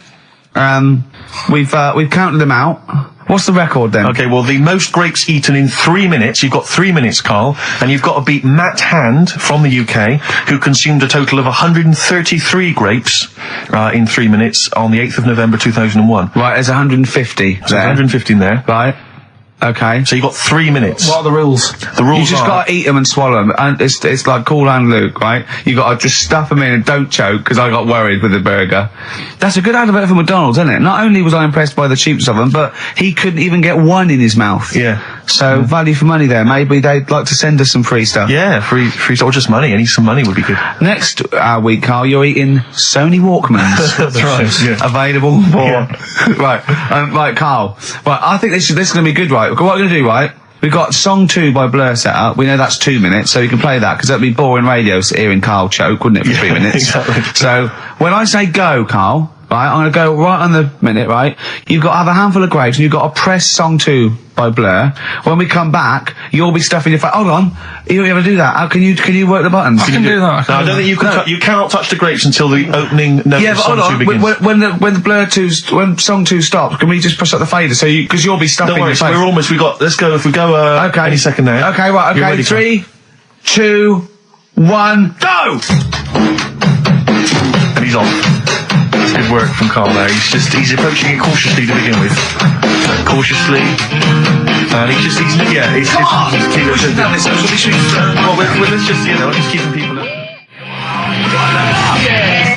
Come on, don't make him laugh. He's choking. He's choking. Oh, Carl, quick! Keep going, Carl. Come on! What happened? Did he just throw up? No! Don't make him laugh! Oh, Come on! we can make wine. Come on, Carl. You're doing so well, Carl. mate. I want to go. Come on. Only. Why are you making him laugh? That was a world record attempt. Well, he's over. Keep going. Come on! You got 25 seconds. Come on. Oh, I think that was a shame actually, because you were doing well, but something went wrong. I know, and I think those are bigger grapes than the ones I've seen before. They're quite big grapes. Look at his face. He looks so despondent. Come on, Carl, 8 seconds. Just a few more. 5. Come on, what's the matter? 2. 1. It's all over, Carl. It's all over. Better count how many you did. You can get good at this. We can get good at this over the weeks. I think that was a fairly pitiful attempt, actually. I really thought he had It's interesting, actually. These are harder records than you might think. Yeah, I know. 6, 8, 10. How do you feel after that record-breaking attempt? Not happy with that. What are you not happy about? The fella who did it, was he in hospital and just had loads of grapes and was bored? I'm sure he wasn't producing a radio programme, that's for sure. Well, to be fair, neither are you. What was tricky about it? What did you find hard? I think having Ricky standing over me, sort of shouting, "Go on!" isn't normal. No. But that wasn't... He hasn't eaten any! Hold on, that's 50 left. That's quite a poor attempt then, by the seam of it. Would you think about trying to maybe do that again in a couple of weeks? Would you do some practice and try that again? Leave it to the experts. And I noticed a tricky point, maybe sort of when you had about 50 seconds to go, you seemed to be spewing things into the bin. What was that? Again, mainly Ricky standing over me. So 88. He's got 88 left. Okay, so what's the mental arithmetic there? Because we put how many in? It was 150 in the thing, wasn't it? What did I say? What did I say I had left? Well, I'm not doing it again. 88. So he had 88 left. So 62. God, you're only at 62. What's the matter with you, Carl? There's people start you at 62. That is rubbish. That's disappointment. Let's leave that. So you failed on 2 world record attempts then? 62, and the record's that is rubbish. What were you doing? Oh yeah, but like I said, I've got a small throat. I can't drink a drink quick. Ever since the Mr. Freeze Pops when I was 6, that I nearly choked on, I nearly died on. I can't go back. It'd be like asking, I don't know, someone who got run over to play Frogger or something. What's Frogger? What, you mean real life game? Well, just a computer game brings back memories, doesn't it? And I can't do that. What's Frogger? Does Frogger get run over? Yeah. It's a little frog that has to run across a busy road. Do you know who he reminded me of, apart from Hamburglar and Zippy and all that? When he was mentioning those grapes, because the shape of his head, it looked like a game of Pac-Man. Yeah. It did, as he was getting to him, it looked like... Should have that music. It looked just like it. Oh, God. Do you remember there was a board game version of Pac-Man? Was there? I mean, the only thing that Pac-Man had was the fact that it was on a computer and it was a little face eating things. But imagine that as a board game. But there's board games of, like, things that you don't need board games for. Yeah. It's like there's board games of charades. Do you know what? You don't need that. It's like parlour games. Board games of let's watch the telly. Yeah. Let's play sit around. And it's all like 1999. You don't need it. New from Mattel, a stick. Simply run along, clanking it against a fence or a metal grate. It's fence stick. In a picture of it. Oh, Nan, that's my stick. I'll tell you That's what. my fence stick. Do you know I saw in a shot recently the board game of Cold Feet, the TV show. That is a winner. You are John Thompson. Yeah. Go back. Yeah. It's a good game. Drink 8 pints. Go on. Songs of phrase. Songs of phrase. Nicely done. Right, we'll get this going. How do you feel, Carl? Yeah. all Again, right, all right. disappointment. Disappointment probably to your family and friends. Well, I don't think they'll be that gutted, to be honest. Right, songs of phrase. Well, Carl, why don't we beg you to come back with songs of phrase? Because it's a big tease. People love that. Yeah. It's one of the hot new We've got quizzes. one more thing for you to eat. No, I'm not doing any more of it. Seriously. Play a song? Right, songs of phrase next. Right. That was rubbish, that half hour. Rubbish. That's great. Roots. The Seed, XFM 104.9. I bet that is a record. Eating grapes whilst DJing. Possibly. I'm assuming if there's any listeners out there that have a record-breaking attempt they'd like to see Carl undertake in future weeks, they should email in. I think Jono's got that one. Right, what have we got then? That's that. Right. That's the silly side now. Let's get on with the proper show. Right, songs of phrase. Yeah, let's do that. On to the classy stuff. Yeah. Do you want to do the prizes first? Right, now then, where are they? Here they are. I haven't seen these, but I'm excited as ever. Alright, we have a t-shirt there, arbitrary t-shirt that you have probably stolen off of someone. What does it say? Is it the Red Hot Chili Peppers? So that's right. that's not too bad. It's a big t-shirt there. on DVD. Should you be giving this away? This looks like it's the film Don't Say a Word. Yeah. And it's it doesn't have all the proper packaging. It's literally the disc, the DVD disc, just loose.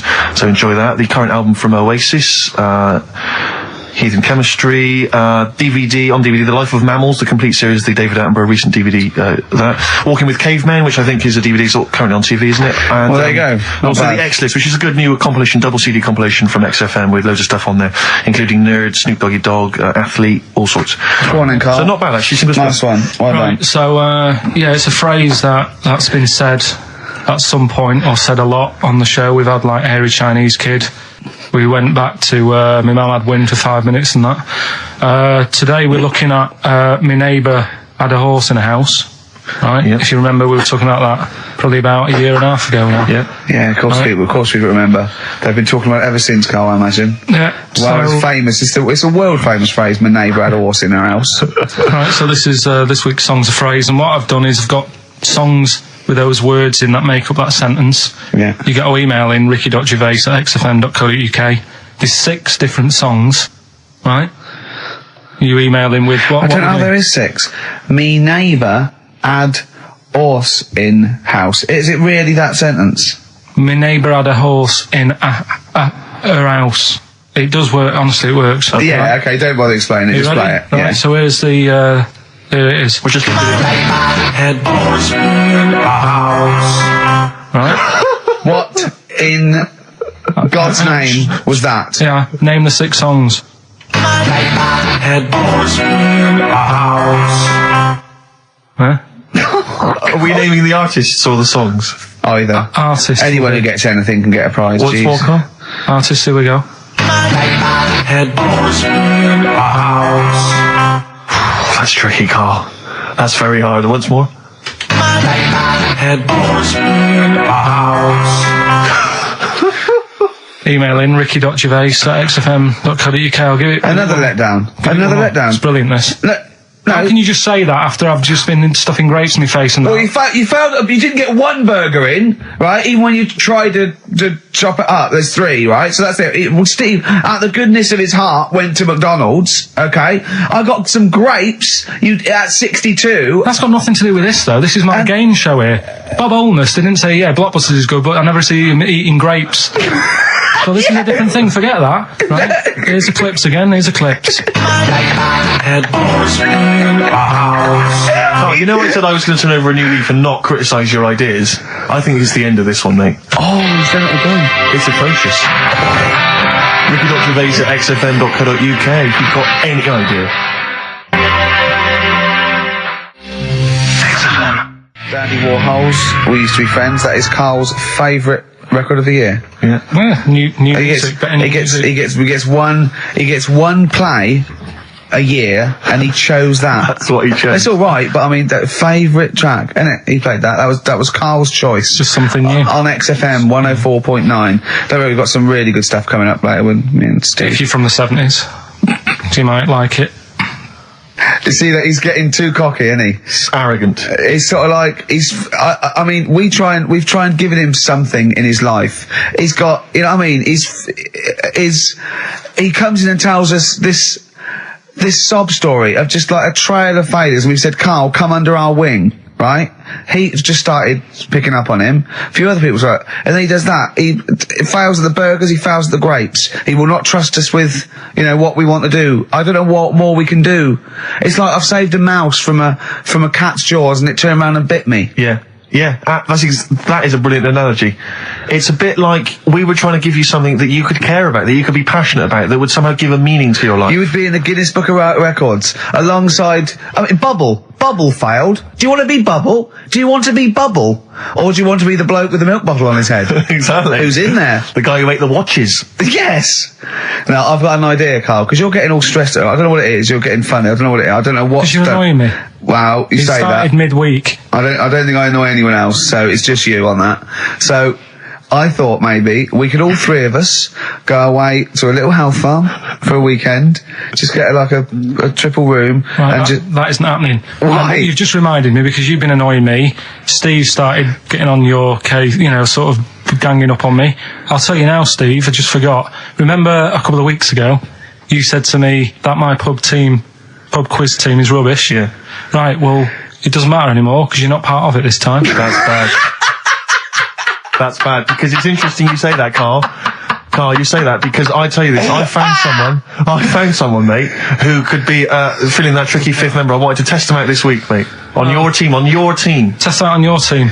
Because I'll tell you what this is like. I don't know if you're familiar with Paul Ince, who used to play with Man United, right? But everyone used to say he's the governor, right? Even the players used to call him the governor, right? And Alex Ferguson at Man United was like, I'm not having this. Yeah. I'm in charge here.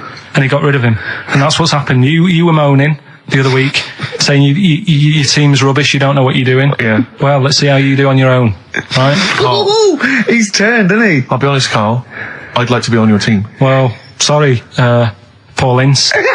You'll have to go and join Middlesbrough, or wherever it is it's gone to. Carl, what can I do to get back on your team? It's not happening. I've already filled your bins. Don't let him have the upper hand, Steve. No, wait a minute. I'll tell you what always annoys me, though. Ricky spends most of the show slagging you off, right, having a go at you, annoying you in the week, squeezing your head, making you eat burgers, right? But you always take it out on me. I'm the one who always gets the insults. I'm the one who's now relegated from your team. You see, this is the thing. You're just as bad as him, really, because you're siding against me, because you know that I'm willing to take it. The truth of it is this: you know that Ricky Gervais is keeping you in burgers and grapes, metaphorically speaking. He's the one that's got you in Heat magazine. I just spat all over your new Guinness Book of Records. You see? Get me a tissue. He's just squirted tea, laughing all over your Guinness Book of Records. You made me laugh. I'm going to get the flak for that. No, it's because you made me laugh when I was drinking, because you went, and it made me laugh, and I spat. I just think it upsets me that you never pick on Ricky. You never ever go in, because you know he's the one who's raised your profile and made you a little bit of a celebrity. We've missed one here. Using his teeth, Raman Andiapan, right?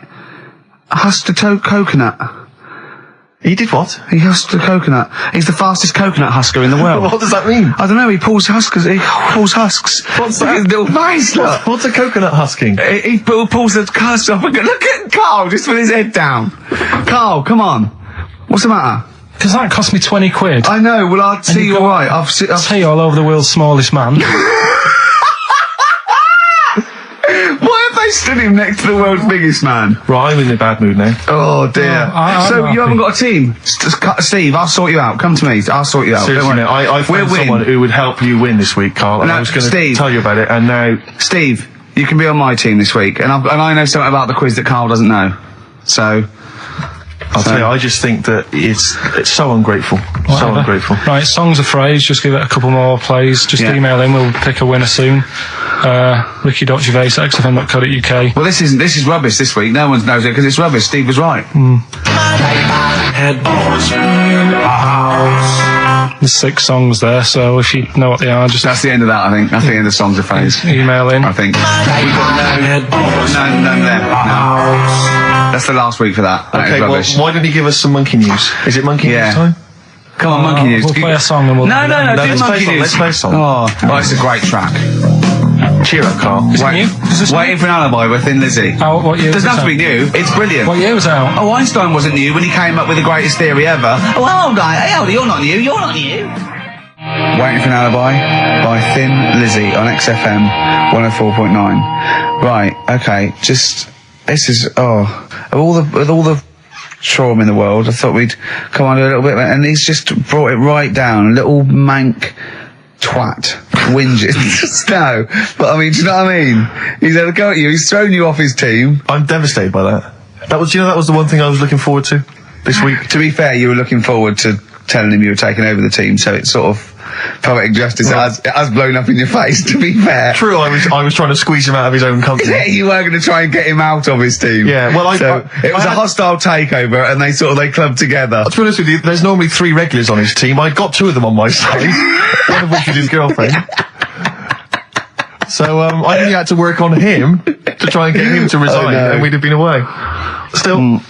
You know, we should give the prizes away. Yeah, well, this has been dreadful. This thing. We started off well with him trying to force burgers in his mouth, and then he come up with this tact. I mean, this is the end of this, because it's. I mean, it was shoddy to start with. No little duo couple. Well, this is not only. I'm just saying. This is what I was saying in the pub yesterday when you try to be sick on my leg. I was saying, come up with new ideas if you don't like them, but you diss them on air. Well, it's just disappointing, isn't it? Right. What's that? I was disappointed when I was choking before. We were disappointed as well. Yeah, you didn't try. You didn't try with the grapes. You were just like chewing on that. You meant to just throw them in and swallow them. Songs of phrase. It was 6 songs. It sounded like this. Boring. Right, what are they? Just give the 6 answers. songs there. We had Lionel Richie, My Destiny, for my. Tricky. Neighbour. Oh, that's XFM. Ooh. My neighbour was Space. Neighbourhood. Had Harry Connick Jr. Had to be you. Yeah. Right. Had a neighbour had a horse. From America. America, yeah.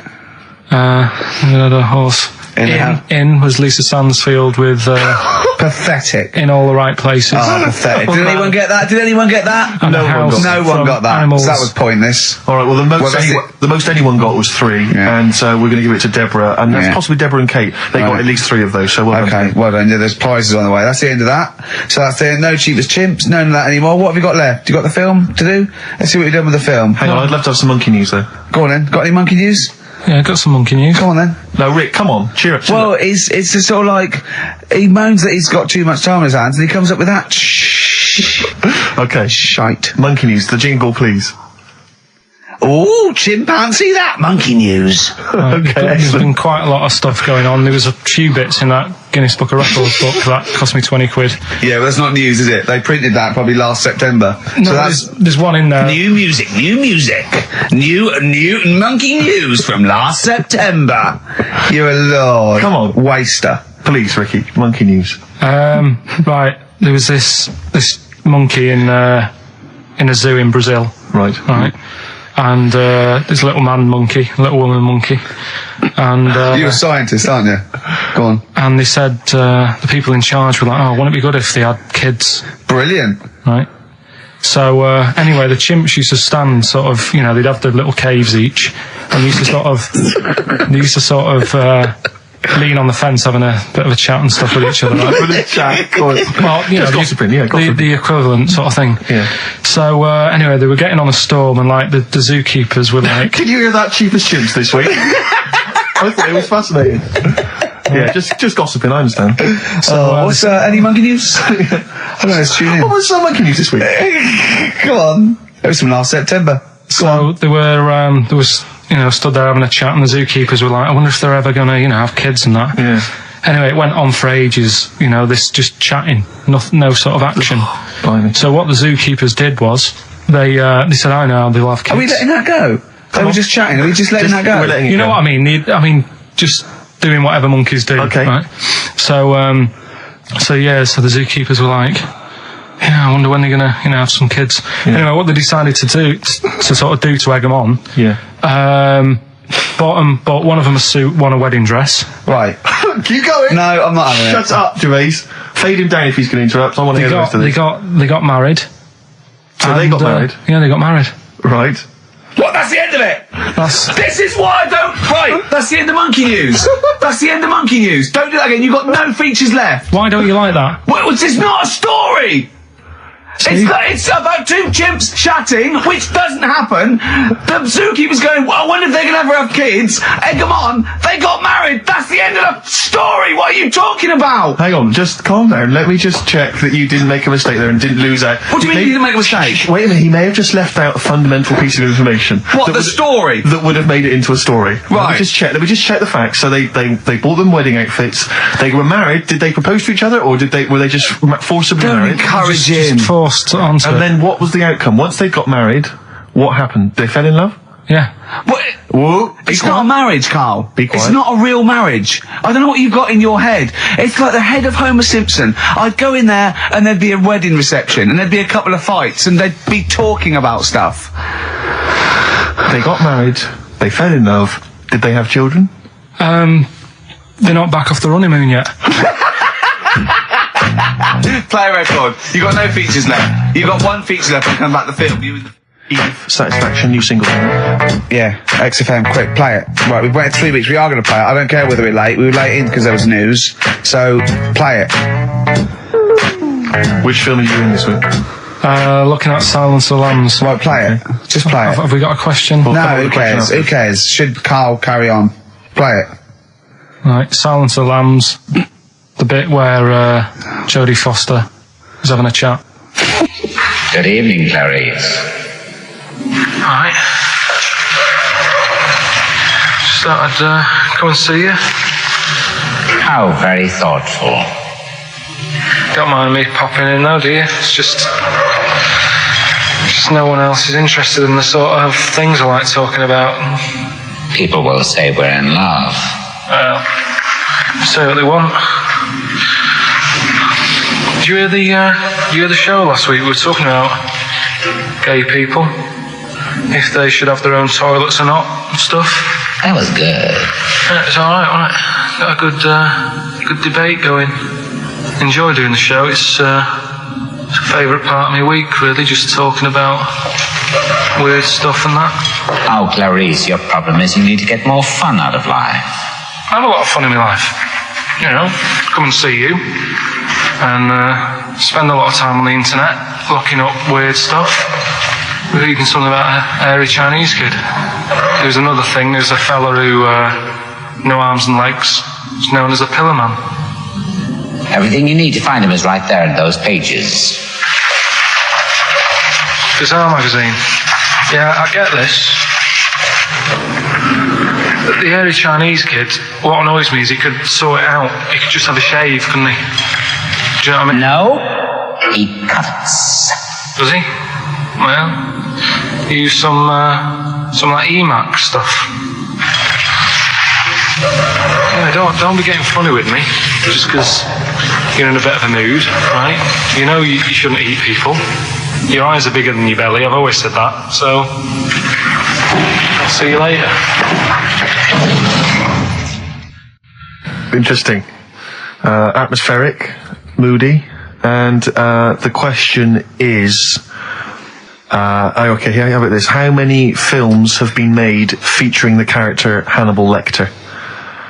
How many films have been made? They haven't got time to phone in now, have they? No, they can email in, they'll have time. Do you care? I don't care. No, exactly. Ricky.Gervais, xfm.co.uk, if you can be bothered. If you're interested in you want a $4.99 copy on VHS of Silence of the Lambs. He's dissing that as well, Carl. What do you think of that? Bit annoying, but that's it for this week. But remember what happened when... No, it's not.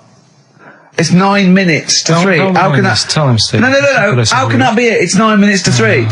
What's he doing? Is he playing a record? Carl, what can I do to get back on your quiz team? You're not. Right. Songbird Oasis, right. Send Carl a little present. Send him some essential oils or something, or, a little lavender pillow, or just a little message. Send him a little message. Tell him it's all worth it. He's getting all grumpy, aren't you? I just get sick of it, that's all. It's not worth it for going through the stress for 30 quid every Saturday. You lying little... You'd get more than 30 quid. Oh, not much more. Anyway, Steve, who's the winner? The winner is Mike McNulty. He correctly answered the fact that there were 4 films featuring Hannibal Lecter. There's a downer now, isn't there? There's a downer. I think it was you, actually. I mean, I don't know, Carl. It's not like I'm just trying to win myself a place on your team, but I actually felt that Ricky was really I gave him grapes. I thought Ricky was discourteous, if that's a word. I thought he was rude, aggressive, unpleasant. As one person emailed in, a dickhead. So, someone also said you were fat and talentless. I don't like those emailers who do that sort of thing, but one of them said you were really, really annoying. Well, cheers for that, but you're still not on the team. They didn't like what you were wearing. So, back next week. What did you say? He went, cheers for that.